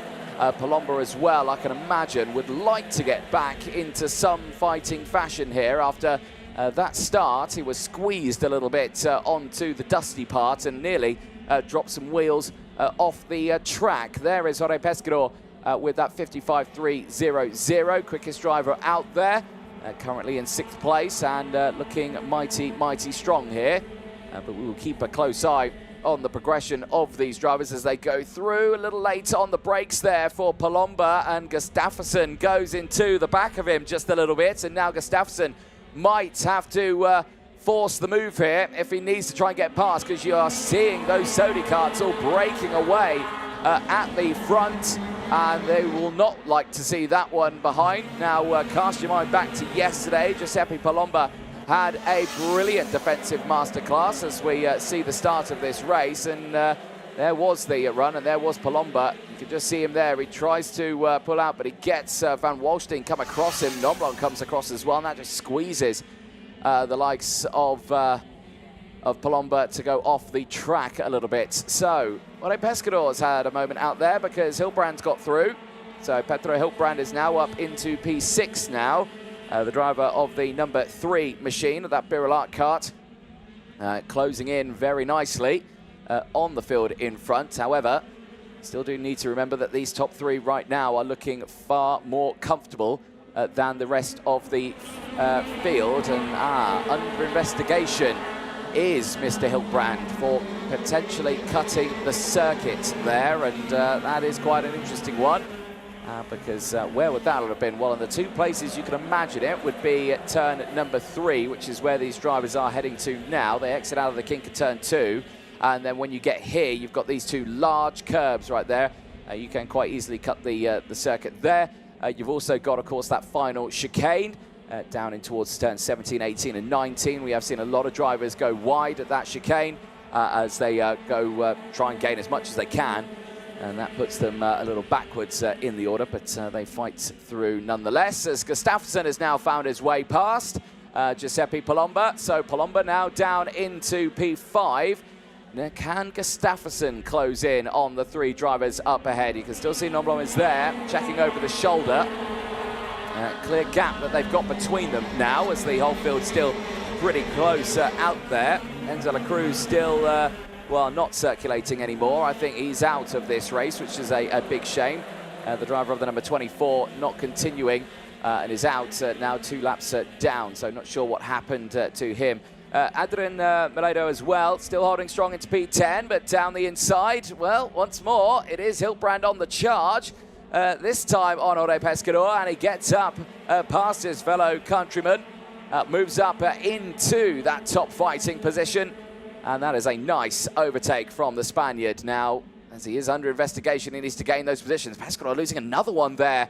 That is another one. Daniel Vasile now getting through, and now he's got Christian Batuca right behind him as well. Could Batuca find a way past the Spaniard, who seems to be fading at this point? The driver who started P7 on track, now finding himself dropping down near to the back of this group, but still in position as they head through. So a nice run there as, again, he's trying to look down the inside. Here is the likes of Christian Batuca, not able to find the gap, and he's just going to try again, I'm sure, at some other point. Again, they've gone through turn 3. That's another one of the prime overtaking opportunities. You may see that he probably will try and throw the dummy a little bit in towards turn 11, Again, a lot of drivers just send the move down the inside, but if, of course, Pescador goes defensive, he might do that, but I don't think he's close enough for the attack this time around, and they stay in formation. This one's going to be another one that we need to keep an eye on here. Hiltbrand now closing in on Giuseppe Palombo. We have seen him make those moves in the early stages. And also this one we're going to need to keep an eye on. Victor Gustafsson and Jean Nomblon, they are closing in as well. So Gustafsson might be able to break into that CPV Sport Sony kart train that is ahead of him right now. But there on your screen, still Palombo in P5. Hiltbrand and Daniel Vasile right there. Vasile has close right in for this battle in P5. Absolutely line astern here between these three.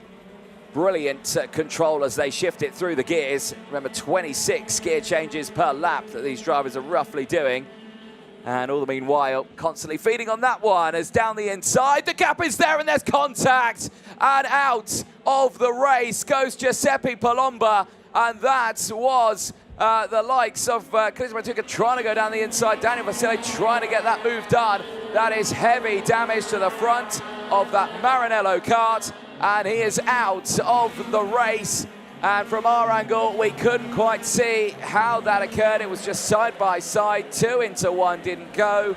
And the wheels make contact, and up and over went Daniel Vasile's kart over the top of the likes of Giuseppe Palombo. Now becomes the second retirement of this race. But drama there. And that is another 2 drivers that might find themselves in a spot of bother. Here's how it unfolded. First, you see the overtake here from the likes of Pedro Hiltbrand. Then he tries to go down the inside as well. Just completely drives over the top of it. It was actually the front wheels that made contact first.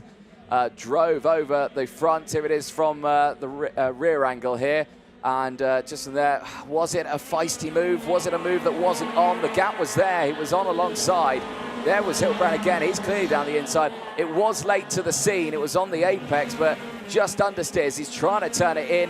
It doesn't grip and just completely drives over that front Nasso panel.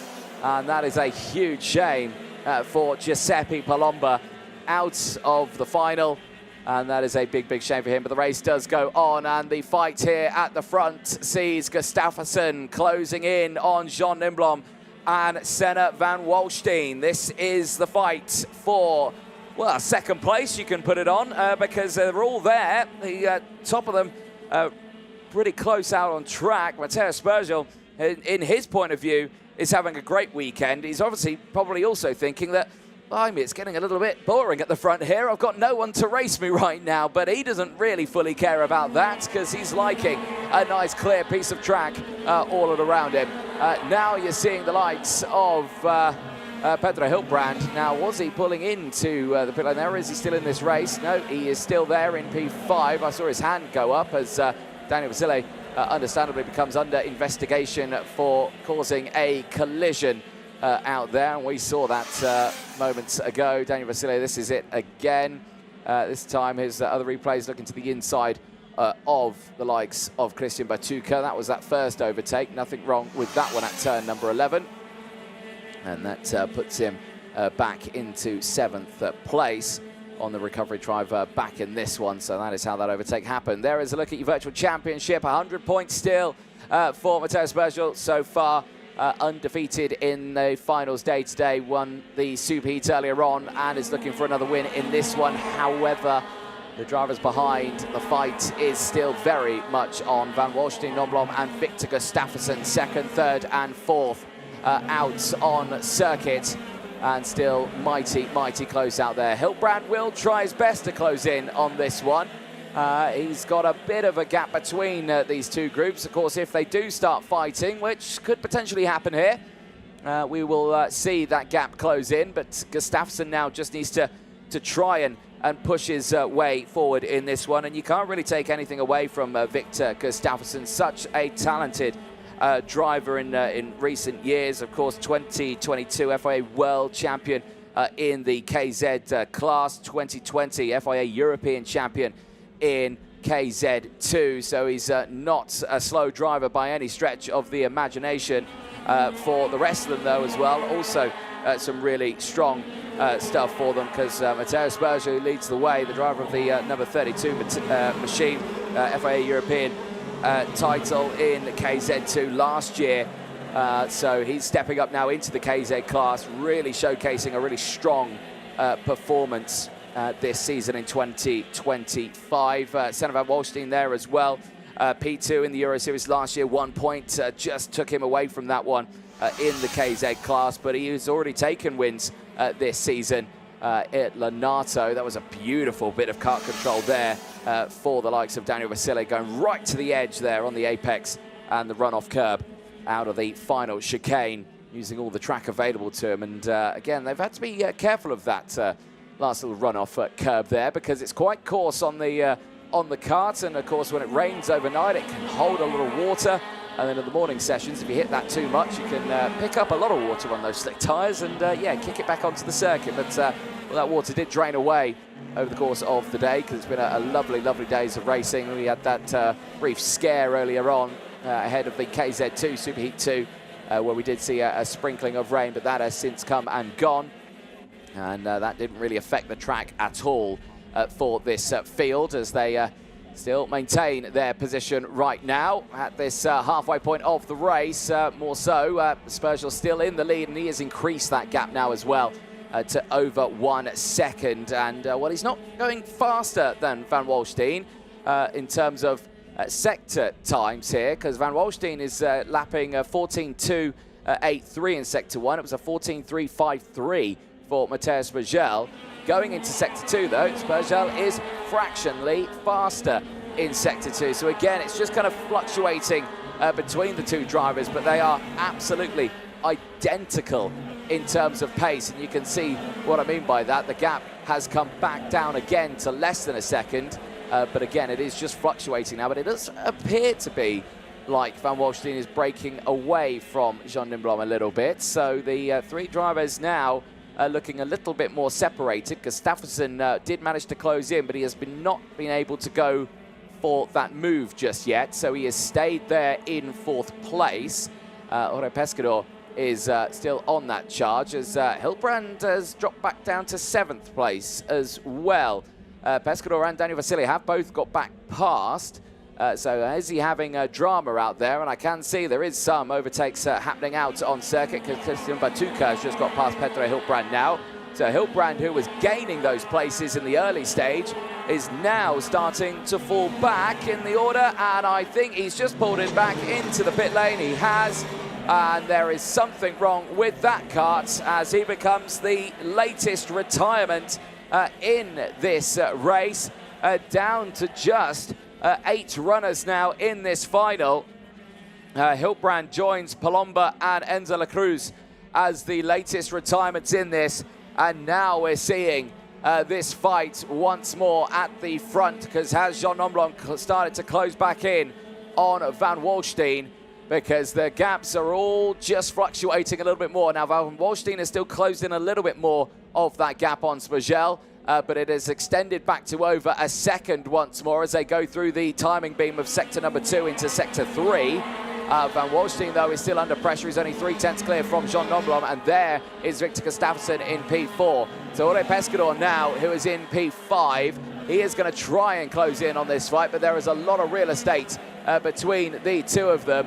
But all the way throughout this one, he's just got to keep his head down and focus on trying to close in on these drivers. Daniel Vasile is still there in P6. Christian Batuka still there in 7th place. Adrian Melero is still there in 8th place as well. Circulating around is the Spaniard, but all on his own further down the order. There is the, well, there's the rest of the drivers for the KZ grid. Paolo Polito, Daniel Albanese are there chatting away. They are not out on track on this one, but they are enjoying watching these guys race, I'm sure, as they head down the back straight once again. I still think the closest fight we're going to see here is going to be between those two teammates here. Van Waalstein and Jean Nomblon are all over the back of each other here, and are going to, I suspect, start fighting any moment now. We're on to lap number 18 of this 22-lap race, and now we've got another retirement here.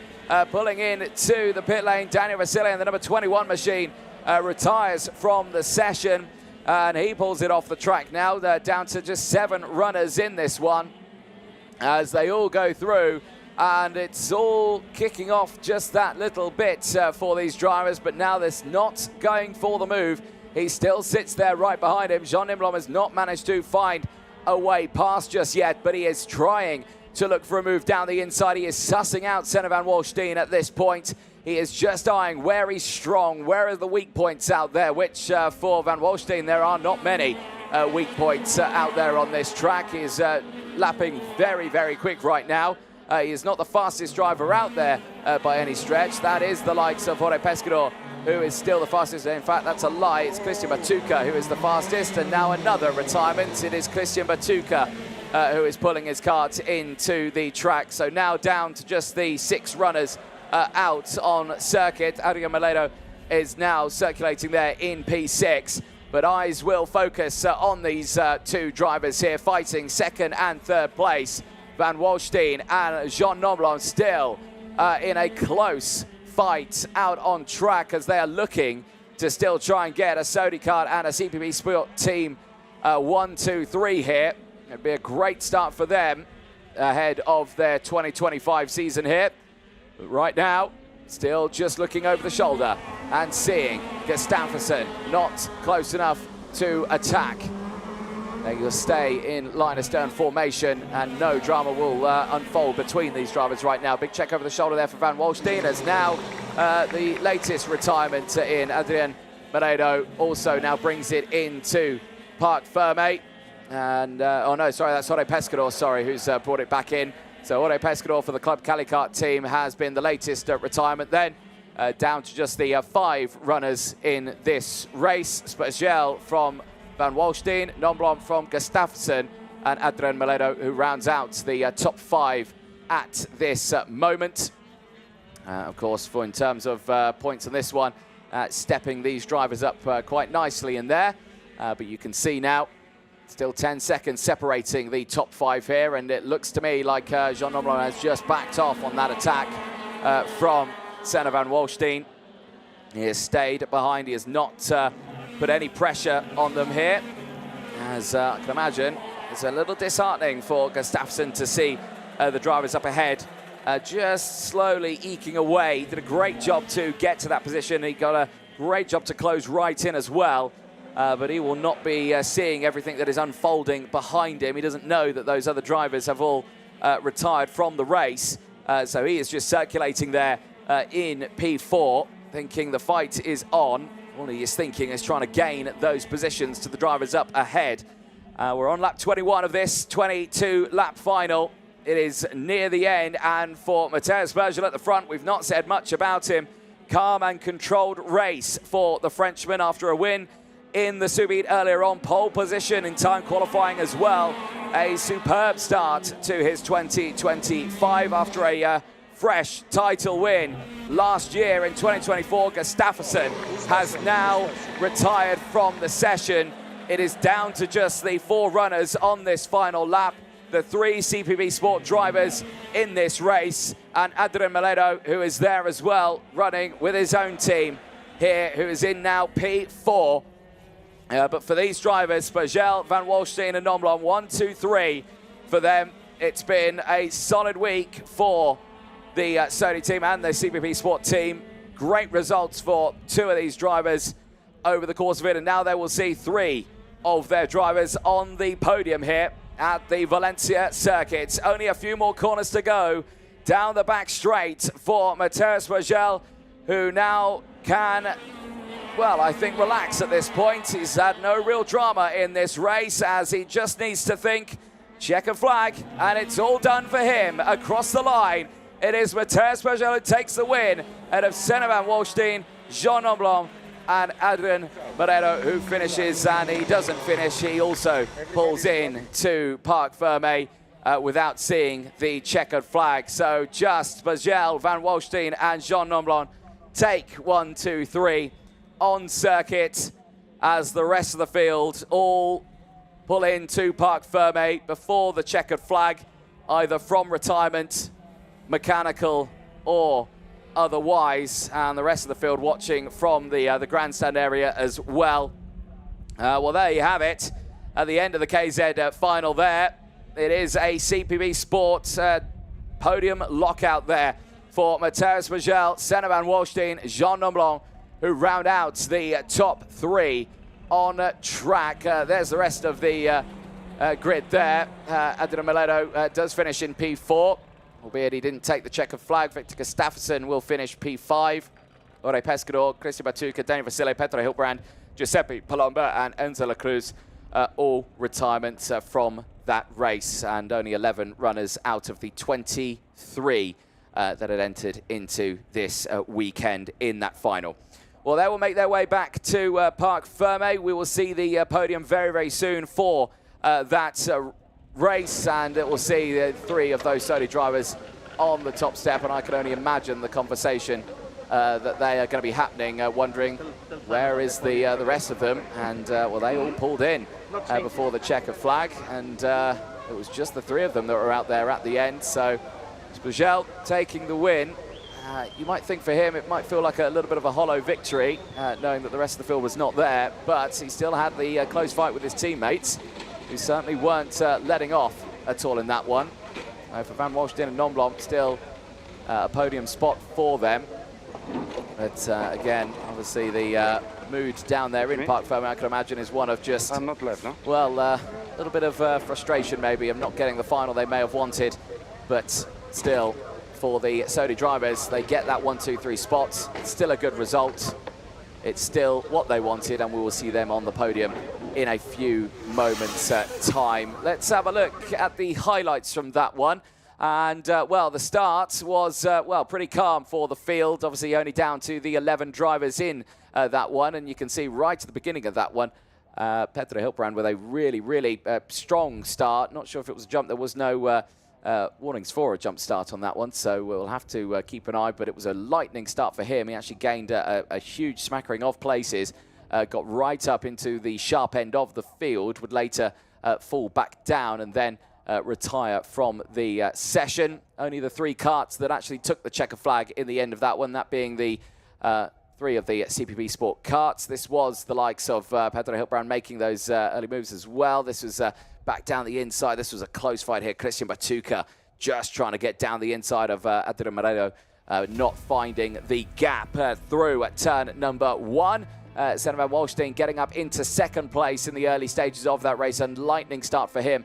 He was able to do good stuff from that position, but they would stay line astern. Victor Gustafsson later getting up into P4. He would stay there on his charge, as there was Hilbrand fighting with the likes of Ore Pescador, and later these drivers would all retire from the session. Not before moments did happen out there, because of course you had the likes of Giuseppe Palomba, who was racing this moment here. Daniel Vasile down the inside, contact between the 2 of them, and heavy damage there to Palomba's Maranello kart. This was that accident again from another angle. Just sees down the inside. It's late lunge, because of course Hilbrand had gone down the inside for the move, and that initial overtake was absolutely fine. It was just a late lunge there from Daniel Vasile, and the front wheels make contact, and over the NASA panel he goes. And for Giuseppe Palomba, well, a little bit in shock there, just thinking what happened there. He would later get the overtakes back through, though. Daniel Vasile getting past Christian Batuca and pushing forward in that race. And there you can see, using all the track and a little bit more there. Hilbrand's charge did stop at one point, as he would fall back to the end of the field, as the top 3 broke away to the end of that one. Finishing 1, 2, 3 on circuits. Well, they will be heading over to the podium now. They are not far away from that one, and we will see these top 3 drivers on that those podiums in a few moments' time. Senna van Wallstein there, John Nimmo, and the likes of Mathias Magel. Brilliant race for the 3 of them, and good result for the team, but smiles on their face, but you can imagine a little bit hollow in the victory. Well, we'll take a short break. We'll be heading to the podium in a few moments' time. Don't go anywhere.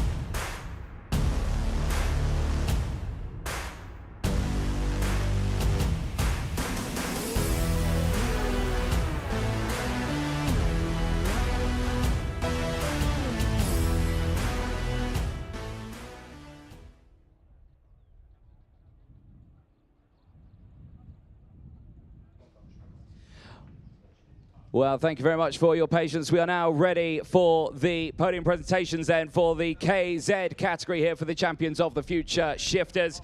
And it all starts with third position. Please welcome onto the podium representing the Netherlands. It is Senna van Walsteen.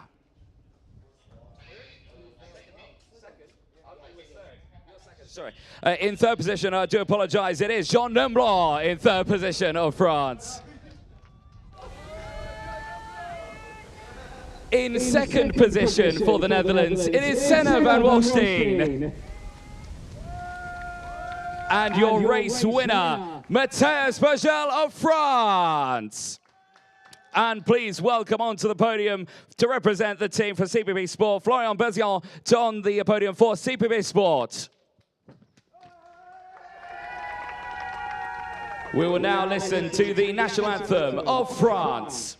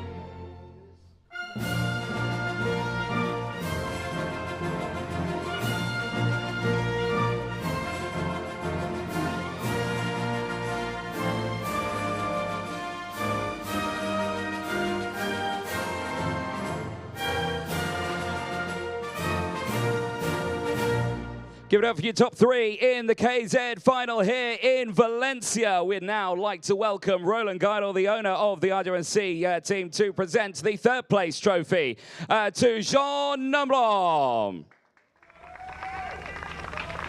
We'd now like to welcome Nacho Avignon from the Spanish Federation to present the second place trophy, heading to Senna van Walsteen. We'd now like to welcome Lucas Guerrero, the owner of the circuit here this weekend, to present the winner's trophy, heading to Matthias Bagel. And finally, the team's trophy being presented once more from Roland Guidel, heading to CPB Sport.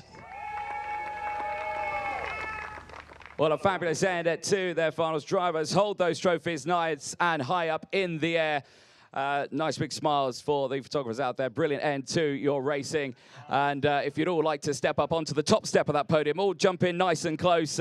One big group photo on the team. Roland, you could join as well and get everyone in nice and close.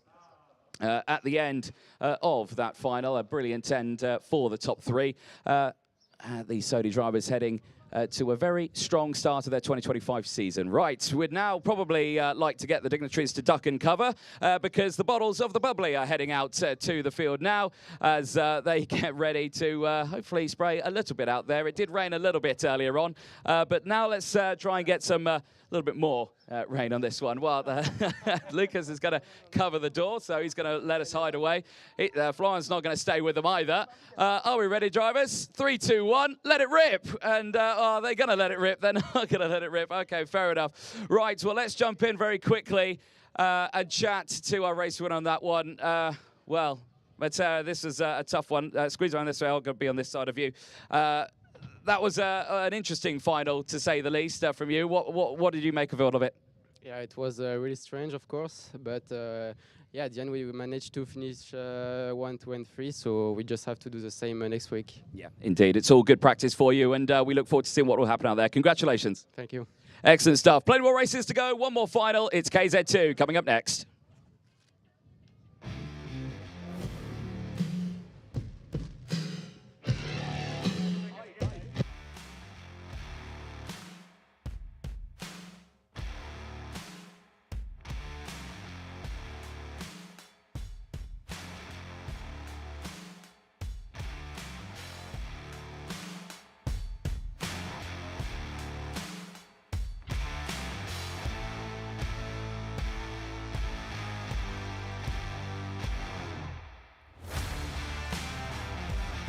dai, sácalos.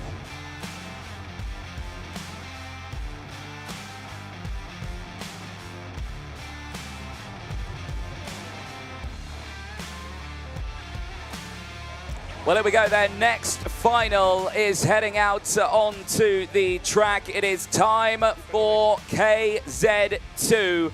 And this is going to be a busy one. 36 driver field. It is a packed grid of KZ2s now racing. 53 entries into the weekend have been whittled down just to that 36 in this final. And so many other drivers here who had tried their best to get into this race, just falling at the final hurdle, which is a big shame for them. But the race does go on, and some of those drivers who did fall out of contention will be watching this one from the sideline. Timo Jungling was one of them, didn't quite make it. Emmanuel Mai as well, also not making it, finishing in 38th. Menihut Krosner as well was one driver that didn't make it to the grid. Cedric Malk as well, another. Mario Pinazzo was one. Dan Delakian as well, 42nd in the points. Guillaume Rocha in his first time here does finish 43rd, but does not make the final. Nicola Rossini, Jan Rothen, Ivan Kondratenko, Matis Bruj, Eric Vess, Boris Zarafsky,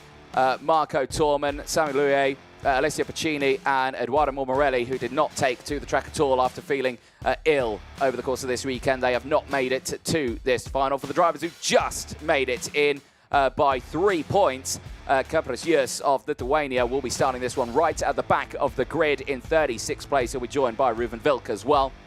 They had 83 and 82 points, finishing just ahead of the rest of the drivers. Georgi Fakovsky as well, also just making it onto the grid. He'll be starting this one 34th place, and Samuel Leopardi will be joining him as well, 33rd place out on track. Well, the front of the field, though, will be lined up by Kasper Schurmans. He's been the driver to try and beat over the course of this one. He has had quite a perfect weekend for him. Pole in qualifying and 3 qualifying heat wins and winning that Superheat earlier on. He started on pole position and is joined by fellow CPB Sport teammate Max Schleimer on the front row of the grid. Max Orlov and Corentin Rousseau round out row number 2. They'll have Jura Valtonen and Eli Goldstein on row number 3. Jaden Dine and Matej Zanki go from row number 4. They will have Manek Skrivan and Jean Louillet on row number 5. Row 6 sees Noah Wolf and Anatoly Kavalkin. What can they do from there? Grayson Skulinov and Arta Pulain go from row number 7. They'll have Alvar Simasvara and Marcus Kayak on row 8. Alejandro Leoth and Kian Farden go from row number 9. Eric Holm and Kimi Tani round out the top 20. They go from the middle of the grid on row 10. They'll have Martti Rittinen and Tigran Banatian on row number 11. Jay Owen, all the way from New Zealand, starts this on the 12th row of the grid. He is joined by Dominic Simic alongside Jensen Graham and Yenis Savico. Go from row number 13. Tom Dussel and Dion van Verven go from row 14. They'll have Gamalouye and Hugo Besson on row 15. Simon Reckenmacher and Pavo Tontieri round out row 16. They'll have Samuele Leopardi and Georgi Vakovsky on row number 17. The 18th row and shotgun at the back of the field, just squeezing into the final of 36 drivers, sees Ruven Vilk and Kapras Jus out there. But all the way at the front of the field is that man there, Kasper Schurmans. A perfect scoring weekend. He has just witnessed 3 of his fellow teammates in the CPB Sport team in the KZ category take a 1, 2, 3. Will he join them standing on that podium in P1 over the course of this next 22-lap final? Well, we will be moments away from finding that one out. It is not just himself on that front row of the grid as well, though. He is joined by Max Schleimer, who is also part of his fellow teammate as well.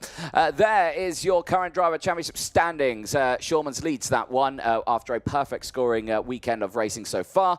Max Schleimer second from Corentin Rousseau. Max Orlov from Jura Valtonen. Eli Goldstein from the likes of Marek Skrivan, Matej Zanki, Jaden Dine, and Jean Louillet, who round out with just 11 points to his name, but still 10th in the standings. That will be changing this time around as we are ready to go. And there is all the team there. And we say thank you, Robert, who is on the pre-grid there with the 3-minute board. And big smiles all around for the RGMMC team. Great work from all of them as he will be ready to start this one with the 3-minute board. There we go. Excellent work there, Robbie. Good stuff from him as he gets going for the start of this one. But there we go. He did get in trouble, though, yesterday, did old Robbie. He had to repaint the grid a little bit. He got told off. So, but he's been put to work still once again on the front of that grid, and we're looking forward to seeing what he can do over the rest of his season. So great work from the team there. The drivers are primed and ready to go in this one. Cast a reminder of some previous results for the drivers. And still hugs all around for Robert. Right there, your man starting on the front row of the grid, Max Schleimer. Also brilliant results for him. The driver of the 262 on that Sony Kart CPP Sport machine.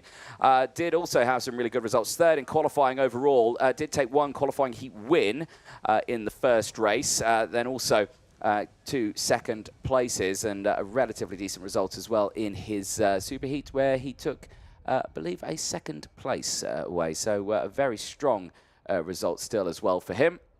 We look forward to seeing what he can do in this race. Max Orlov and Corentin Rousseau on the second row of the grid. There are another 2 drivers who have had some really good results over the course of this one. Max Orlov has been caught out a little bit with some false starts, but he has put that behind him. He is now focusing ahead of him after qualifying second overall.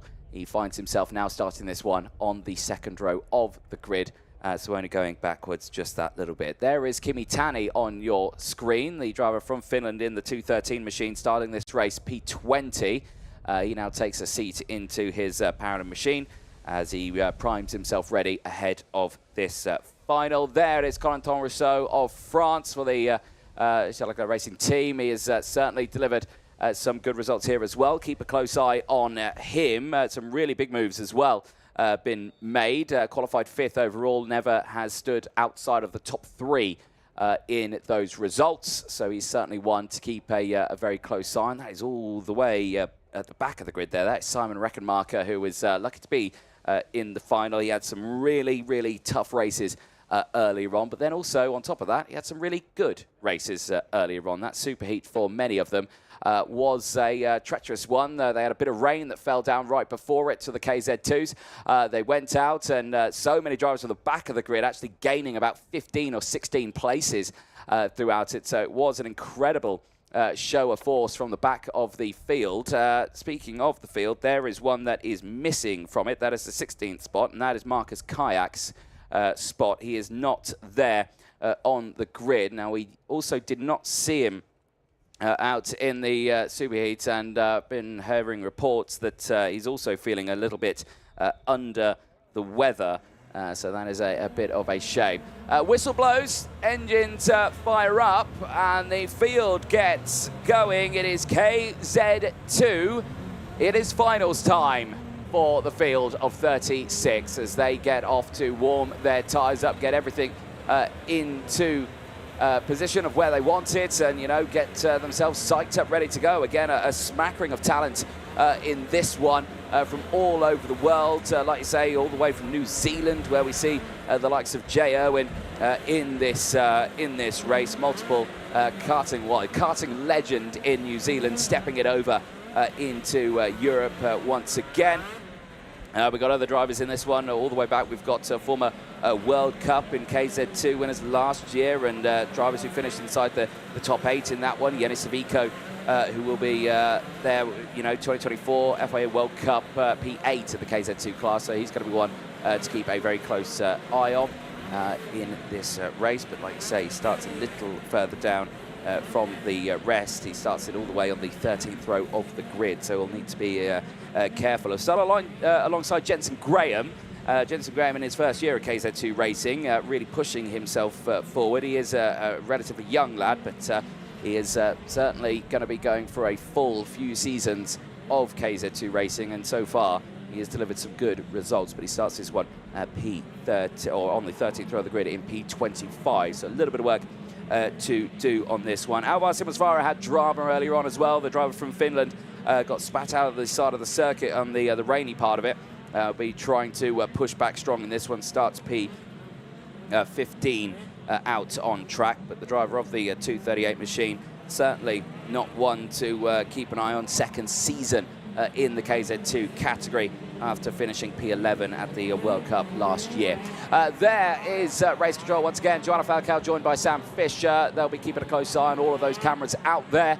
They'll be reporting any incidents that they see to the officials and to the stewards, and of course they will be helping out the officials team out on circuit in the form of Martin Bean, race director, and Noelia Franco-Clark of the course out there, as well as the hundreds marshals that are keeping an eye on the entirety of the team there. And not sitting in his cart, I believe, might be the likes of Marcus Kayak. He is unfortunately, I think, feeling under the weather. They hold there the IPK team with the Praga outfit, just ready to watch this race. They still have two drivers in this one. You can see them getting into position. Looking forward to seeing what they will be able to do in this one. Matteo Zanchi and Marek Skriban out there for the team. We'll keep a close eye on them throughout this one, and again they've had some relatively decent results and achievements over the course of previous years. Matteo Zanchi put him into example last year, 2024, when we went to Spain to the Motorland circuit, came P4 there. 2023, P1 in Lonato in KZ2 class, and he's been racing these since you know, 2013. He's been in this class for quite a long time as Matteo Zanchi. He knows how to pedal these machines, and like you say, he starts this on the fourth row of the grid. He will have Marek Skriban for company along this, driver the 226, also two P2s at Lonato in 2022 and 2024. So again, Lonato seems to be a nice track that he enjoys on this one. He's only been racing these though since 2022, so again he's got a bit of work to catch up to his fellow teammate here in terms of years racing in the gearbox category. Smackering of other drivers as well. There is Cian Farden on your screen. Again, Cian has had relatively a good run in this one. He's in the top end of the field. He starts 18th out on track. But a lot about him, you know, Cian Farden has been racing a lot over the years. He's racing OK and OKJ. It is his first season racing in the KZ2 category. But you know, he knows this circuit really well because he has finished P6 in the final in international karting at this very circuit. So he knows the circuit here well. He just doesn't know it too well in a KZ2. But he has been learning on that sharp end, and he starts in the middle of the pack. There you can see the air temperature has increased just that little bit now, 16 degrees, and still dry conditions as, well, from the rain radar there is clouds above us, but there is no rain in sight. We are ready to go for a dry final here in the KZ2s as they will make their way to the starting grid now. Tense moment for them as pulling into position there is Corentin Rousseau. Starting it on that second row of the grid. Will be on the outside line, so we'll have a bit of work to do there. Now the front is all lined up ready, but they are not, well, they're gonna have to wait for quite some time here because again, back of the field, well, they're exiting out of turn 13, so the back of the field is all the way still on the long back straight. They've got a lot of time to wait here, so you can imagine they've got all the temperature into those tyres. It's now going to be dissipated from the rest of it. They're pulling into position as Tigran Banatian on that IPK Formula K machine. He is primed and ready to go in this one. He's got some work to do though as well. There is Jensen Graham for the United Kingdom in his first season of KZ2 racing. Starts this one a little further at the back.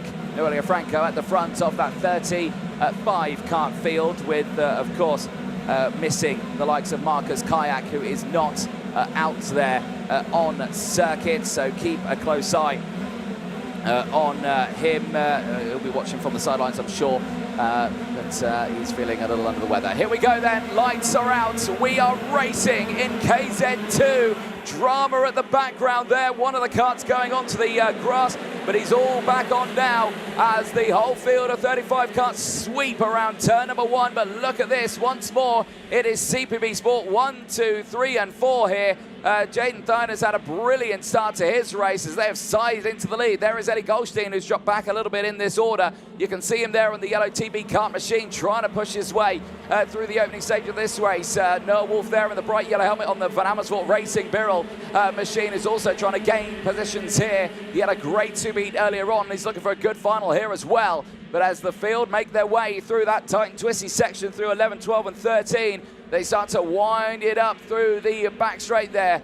There is Jay Owen making moves in the background as we've had dramas for some. And I think that might be Pavo Tontieri who's had a drama there. It's the 2:39. It is Pavo Tontieri. He has not had a good start to his race. He has tumbled to the back of the grid. But the front runners are as follows. Schurmans from Orlov, Schleimer from 9, Valtonen from Rousseau, Goldstein in 7th, Jean-Louis Skrivan, Zanki, Skulinov, Kavalkin and Wolf running at the top 13, Simasvara and Jay Owen there running around in the top 15. Jay Owen on that opening lap has gained 9 places. Yenis Savico has gained 10 places. Now they're circulating just inside and just outside the top 15, but eyes on this. Schurmans, for the first time this weekend, is under pressure from his fellow teammate Max Orlov, who is right there behind. Orlov already trying to go for the move, but not able to find his way past just yet. Into that final chicane they go, but still a very strong performance for the team. Are they looking for another podium lockout here in the KZ2 class? That would be absolutely perfect start for their weekend. But as they head down, it's a big lunge at turn 3. That was high risk, and that could have been a disaster for the team and for Schurmans and Orlov, but they just managed to find the gap between themselves and maintain their lead and composure in this early stage of the race. Schurmans then now really needs to think. That's a first attempt from the drivers behind. He now needs to think, what does he want to do here? Is he going to try and start defending right now? He'll know he'll bunch the pack up. He checks over the shoulder. That's always a sign to just see, you know, is that driver thinking he might be going backwards here? He does go defensive into that final chicane. This will, it will struggle down the start-finish straight now, and now he's going to have to go defensive again. Orlov is all over the back bumper of that one. The battles are happening thick and fast throughout the field as well, though. We're 3 wide over the start-finish line. For about 20th place out there. We're seeing overtakes with Dian van Verwen pushing up into 21st place, as well as Kian Farden, Samuel Leopardi and Matti Rittonen both dropping places. Johan Valtonen, though, is the fastest driver out there. He is currently sitting in P5. He is in this lead train that extends to around about 8th place. Is being backed by Jean-Louis and Ellie Goldstein at the back of this train. They are ready and waiting to pick up the pieces. So attempt 1 from Orlov earlier on at turn number 3. That one had failed. Now he's just slotted back into 2nd place. I think he's trying to reassess the situation here. Those overtakes a little bit tough on the drivers, and now with them going a little bit defensive here, as, oh dear, very look to the inside. Rousseau under pressure from Valtonen, Dine there as well. All trying to hold on to their places here, but clear breakaway now for the top 3. Schurmans, Orlov and Schleimer waiting for the first move to be made between these drivers. Up to Poulain now, the fastest driver out in circuits. This is further down the order, and again, this is what happens when you get just that little bit too close to each other, and unfortunately for Georgi Vakovsky, coming over a little bit of contact there, and there you can see as well the likes of Gerasim Skulinov trying to get those moves done further down in the field, but still in a strong position right now, circulating a little further down in the order, however. Right, eyes still focused on this one, as here we go, contact between the 2 teammates, Orlov in the lead of this one, battling with Schleimer. That is incredible stuff between the 2 of them, and risky stuff as well at 141 kilometers an hour in towards turn number 1. Orlov takes the lead. Schleimer there now in 2nd place. He has not finished P2 at all this weekend. He will not be liking this, but that will put him on the back foot. I can imagine after that scary moment in towards turn number 1. It's a little bit discombobulated now, and now needs to regain the focus and close back in, because already all of us open up a massive, massive gap to the drivers up ahead. This is how that overtake happened, down the inside.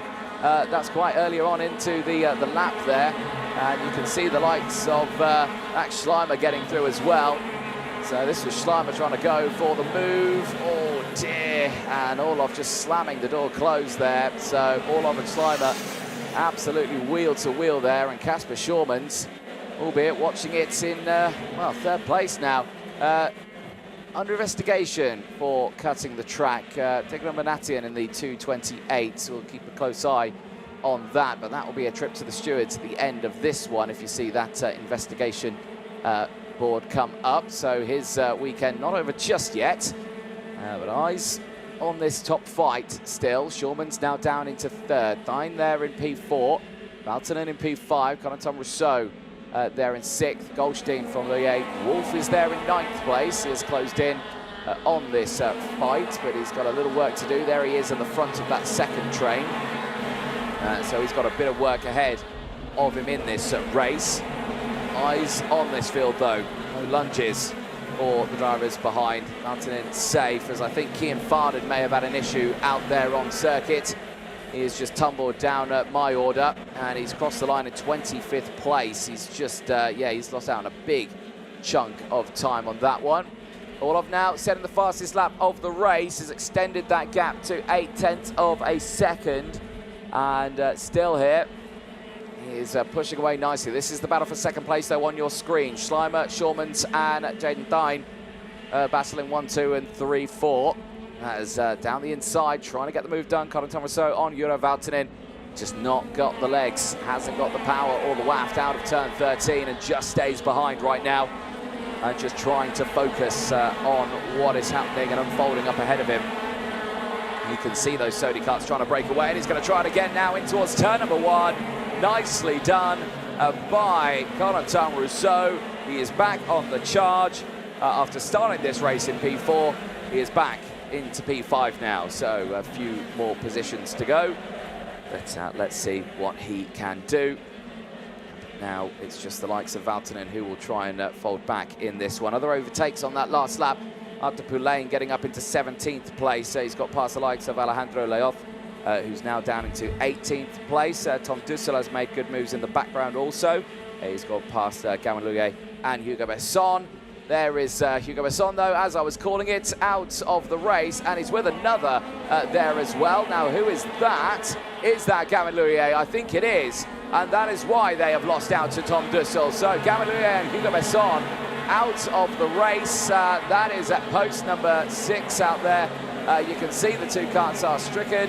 The drivers having a word with each other, and that marshal, I think, will be on crowd control as well as making sure those drivers are okay. But that is a moment for them. Not sure how they got involved in that one. They were fighting all the way down in around 30th place. It was at the back of the grid. But clearly they have just tripped over each other out there. Yanis Savico now still up into 16th place, still 10 places gained in this one, has not gone any further than that. Dion van Verven has joined him, though, on the biggest mover up there. Also 10 places gained. So he's having a very good one. Marek Skrivan is a driver who, unfortunately, is not having a good run. We were talking about him earlier on. Very talented driver, has been in the sport for too long, but he has found himself all the way back in this one now, dropping down 14 places. And there you can see now that the driver of the 224, Matteo Zanchi, has now also retired from the race. Gamaliere under investigation for causing a collision, as down the inside you are seeing those overtakes happening. That is the likes of Maddox Scriven on the 226 trying to push his way through, but Farden dives it down the inside. So Kian Farden now moving up the order just that little bit more, and in a strong position there. Back at the front here, and still Orlov breaking away. 1.5 seconds is the gap. Schleimer and Schurmans still there, second and third. And they've had no real change on this one. Dine still holding on to 4th place right now. They have stayed in formation, but again, I can imagine the pressure is going to be on Jaden Dine on this one, because Corentin Rousseau is going to be looking for a move here down the inside. He does get that move done, as Stein did try to go defensive there in towards turn one. It just did not work out for him. And now he's dropped down another place here, and will this allow the likes of Jura Valtonen to try and go for the move as well? The Finn certainly looking competitive at this point of the final, but for the time being just stays behind for now. A good little overtake there in towards turn at number one. I'm just looking at the nose cone there of Corentin Rousseau. I'm gonna lie, it does look like it's dragging on the front a little bit there, like it's shaking around, but it certainly looks like it may have potentially dropped there for Rousseau. And there you go, as they head down the back straight, you do get a good sense of that one. Yeah, it's very low actually, now I look at it. So potential post-race penalty then could be heading to Corentin Rousseau at this point, but we'll look at that later on in the field, as it now starts to really open itself out now in that race. Arthur Lane is continuing his charge through the field. He has got back up to P14 where he originally started, as unfortunately Simon Reckenmacher pulling into Parc Fermé. He will not be continuing this race. Well, let's see what happens here, as Dion van Werven now becomes the biggest mover out on circuits. 13 places gained for the driver of the 260 machine, in currently 15th place. And here is that moment earlier on. We didn't see the incident, but we certainly saw the frustration there. Well, that is not what you'd like to see at all.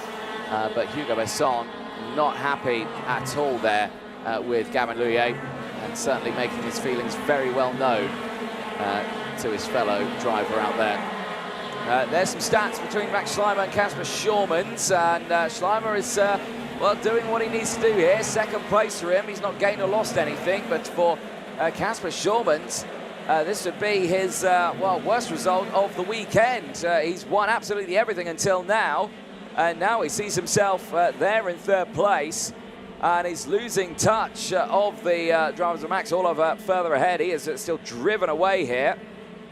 So he is under no pressure from the drivers behind. He is clear by 2.3 seconds from the rest of the field. Whenever you wanted to make sure a drive worked out in your favour, it has certainly done so in this one. But for Orlov now, just keep his head down and focus up. There's the rest of the train going through. No action between those top drivers. They stay in position. Other drivers in this we need to keep a very close eye on. Still, Goldstein looking competitive, just in the background there as well. Also, other drivers making big moves. Kivitani's making moves on that last lap as well. Yenisaviko is now on a downwards trajectory. He's back into 19th place here. He's still up 7 places. Wrong, still having a good race, but not a position he wanted to be. Jay Owen and Dominic Simic, though, they are having a good race. They are just outside the top 10, 12th and 13th. Both of them 11 places gained, so they're having really good races out there indeed. There is a look at your current championship standings, as, down the inside, that is a nice little lunge there for Tigran Banatian. Further down the back of the field, that is on Anatoly Kavalkin. So Kavalkin going down to 18th place now. Yenisaviko is there. Alejandro Leoth also there as well. They'll be wanting to capitalise on that overtake if they can close the gap in. Speaking of closing the gap, this fight at the front looking still calm at the moment, but it is closing in. Schleimer, Schurmans and Corentin Rousseau there on your screen, 2nd, 3rd and 4th. You see the gaps still extending, fluctuating at the moment as they try and find a way through it. Looks like, again, big late on the brakes there for Corentin Rousseau. And he is trying to push that kart as hard as he can. He's just waiting for that gap to appear for the drivers ahead. These ones are the 2 behind, though. Jaden Dine and the likes of Jura Valtonen still battling for position. Goldstein just behind as well with Jean Louillet, as I think there's been more drama out there. Out on track, yellow flags are out. Tom Dussel is tumbling down the order, and he is out of the race. The 257 of France goes no further, and he was tumbling down the order there as well with Anatoly Kavalkin. Now Kavalkin's just tumbled down as well. I think he is still in this race though, but he has had a moment. Change for 13th as well after Poulain has just got into P13 at the expense of Dominic Simic. He's down to P14 now as well, so retirements now starting to creep up now. We're at 30 drivers left in this race out of the 35 that started. Tom Dussel, Simon Reckermarker, Matteo Zanchi, Gavin Lugier and Hugo Besson, all the retirements. Marcus Kayak, the non-starter in this race as well. Biggest mover though, Dion van Berben, 13 places gained, currently in 15th after starting at P28, right at the back end of the field. He was alongside the likes of Yannis Avico, Hugo Besson, Gavin Lugier, Tom Dussel and Jensen Graham, so he's surrounded by drivers who are actually retired now from this race, but he is still in a very strong spot out on track. Keep an eye on this fight though. There's the gap that we were waiting for. Corentin Rousseau makes the move on Casper Schurmans, but it doesn't pan out his way. He stays in P4, and that will give the green light to Jaden Dine and Jure Valtonen right behind to close in. Now they note the fight is on. That is the first attempt then to get onto the podium, and Casper Schurmans now is on the defensive to the inside once more. A little bit of contact between the two of them, but they managed to hold on to their positions. And now Casper Schurmans, who was having a perfect weekend, is now fighting to maintain a podium finish here. Rousseau once more continues to pile on the pressure, but now Jaden Dine is there. Now Jure Valtonen is also there. It's a four-car battle for third place starting to unfold. Defensive lines once more from Schurmans. He's gone defensive really early here. We're on lap 19 of 22. This is going to be a long last few laps for this last spot on the podium. And it's all built up to this moment here.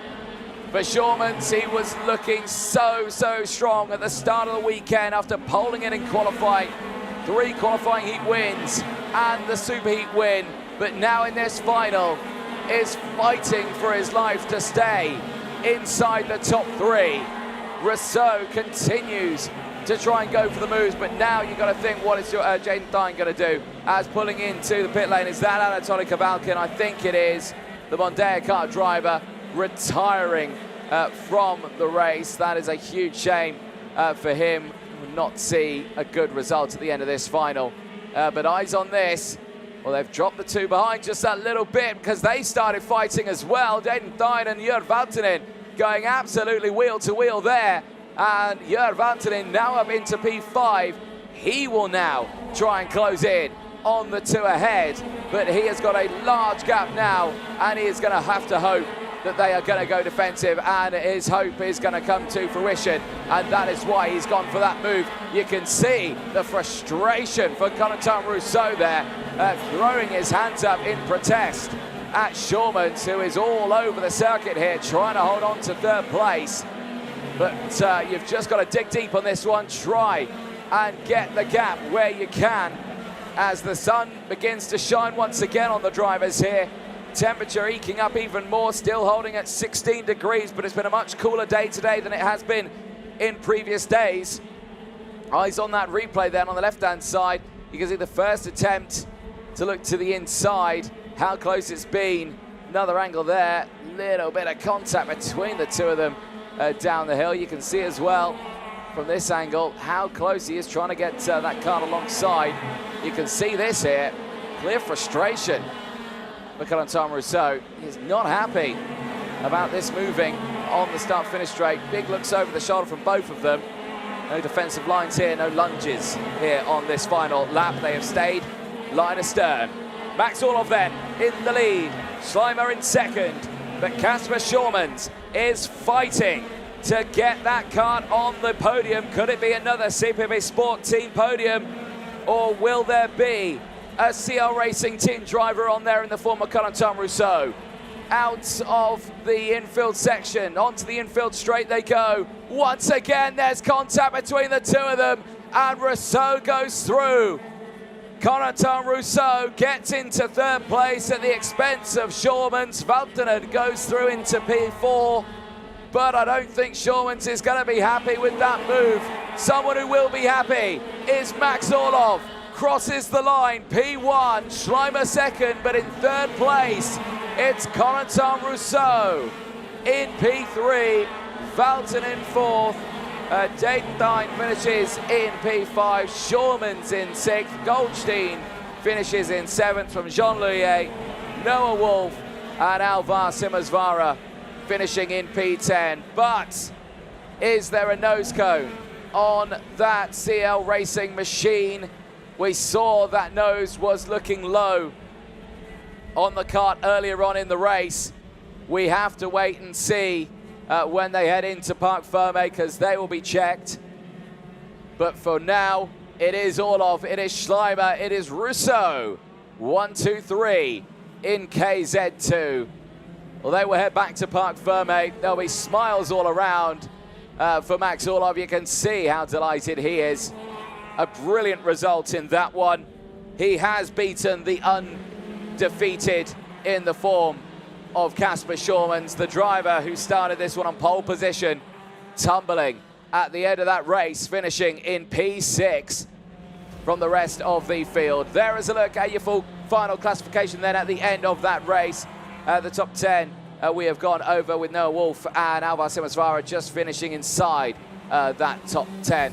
Arthur Poulain finishes in 11th place from Gerasim Skulinov.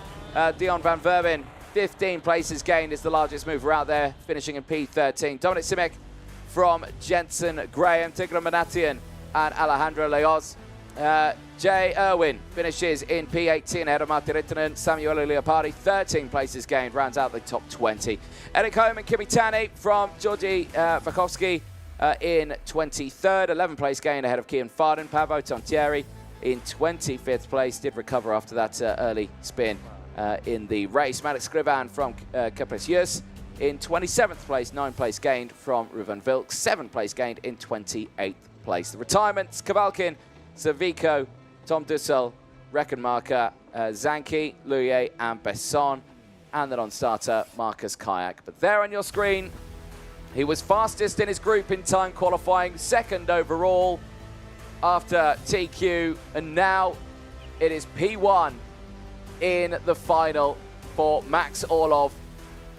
And great results for them, and I can imagine the conversation that is going to be happening. There is a look then at your championship standings at the end of that one. Schleimer still now the leader of those points with 88, Orlov with 85. Kasper Schurmans, after a perfect scoring start to his weekend, drops to third with 76 points to his name. Corentin Rousseau with 74.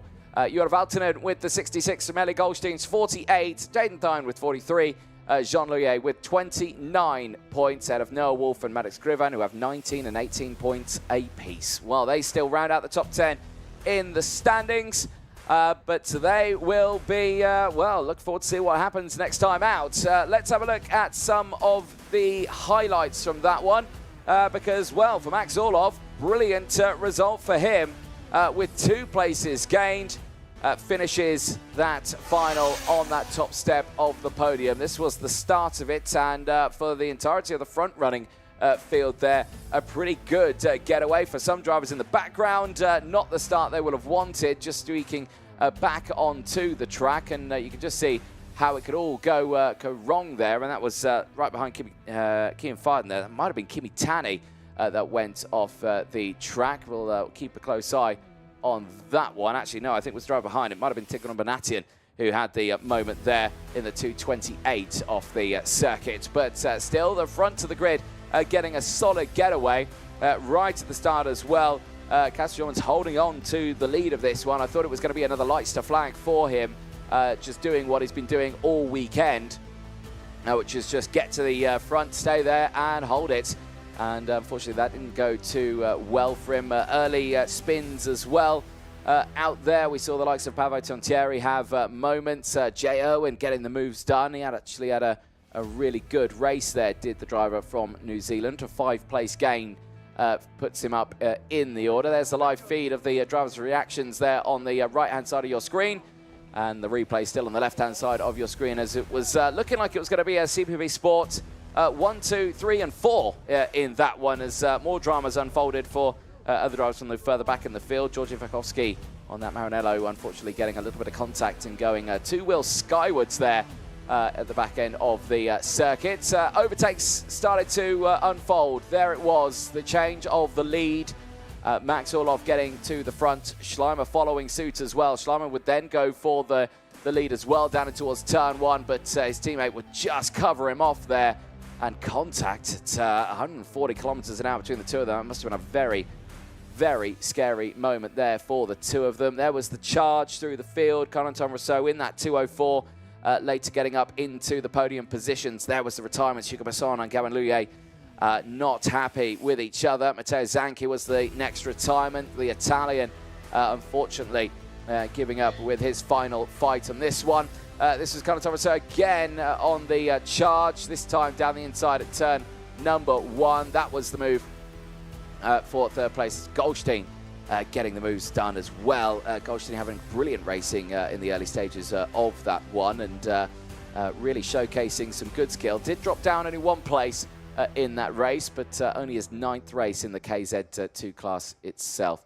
No more drivers out of the race. Tom Dussel for France became one of the latest retirements in that one. After that one, it was Yenis Avika and Anatolika Valkin that both retired from the race. This was the first attempt from Corentin Rousseau to try and get past the likes of Kasper Schurmans. Schurmans defending furiously in the tail end of that session, down in towards turn 1.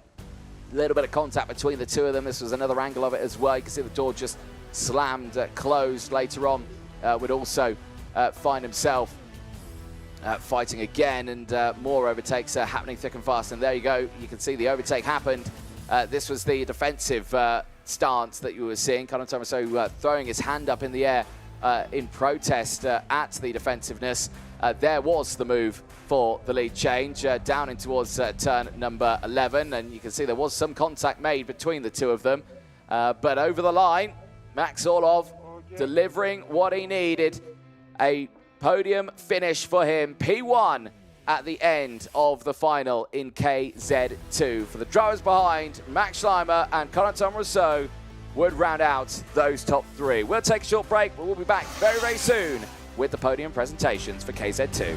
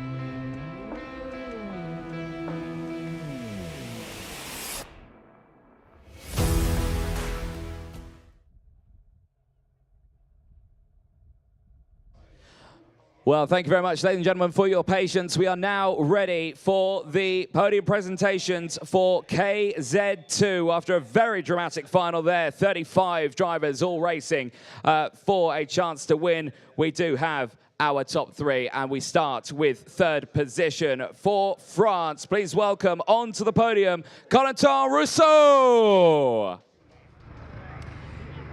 In 2nd position, representing Germany, it's Max Schleimer. And your race winner in KZ2, it's Max Orlov. a brilliant result for the top three. And we would now like to welcome, of course, onto the team, the winning team as well. Once more, CPB with Florian Bezalion.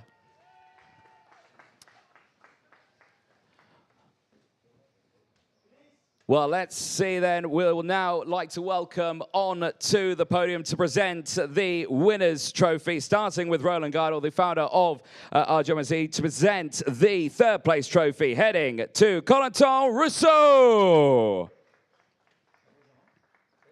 We'd now like to welcome Nacho Avignon from Spain's Federation to present the second place trophy, heading to Max Schleimer.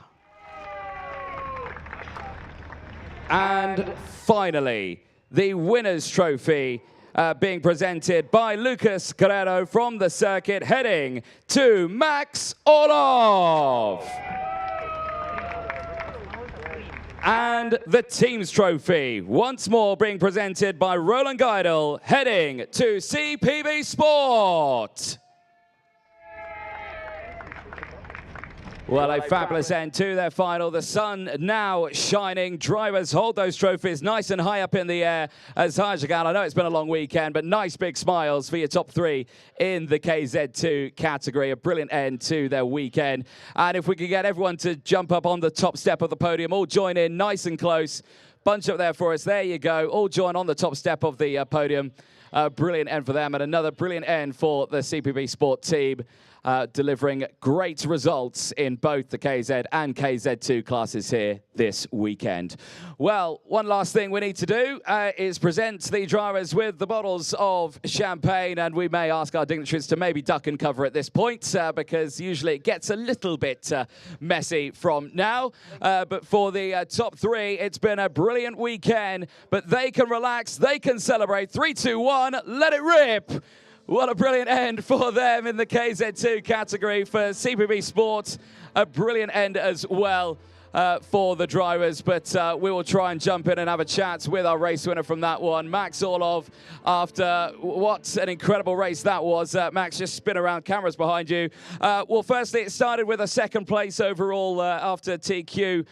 Brilliant run in that one. Qualifying heats were a bit tough. You got those jump start penalties, but it all came to the final. It all unwinded, and that's what you needed. Tell us, how was that final for you? Yeah, the final was amazing. We have a good pace. So from the beginning, I was so quick and tried to gas pen, and I did it. So yeah, and then I just drive by myself and do my best. Yeah. The pace was excellent at the end of that one. You managed to open up quite a significant gap. What were you thinking at that point, knowing that you know, your teammates were behind you? You knew their pace was quick, but you were still faster. How was that making you feel? I don't know, actually. Yeah, I just saw that the gap is bigger. So yeah, I'm just keep pushing until the finish line. Yeah. Well, that's exactly what you did, and it ended well for you on that top step of the podium. Congratulations, Max. We will see you out later on, I'm sure, next week. But congratulations, well done. Thank you. See you. Excellent stuff. And that's it. We're all done and dusted. Here for the Champions of the Future shifters in both KZ and KZ2. But for now, we will say goodbye. We're all done here from the Valencia circuit. Myself, Anthony Jordan, we will see you next time.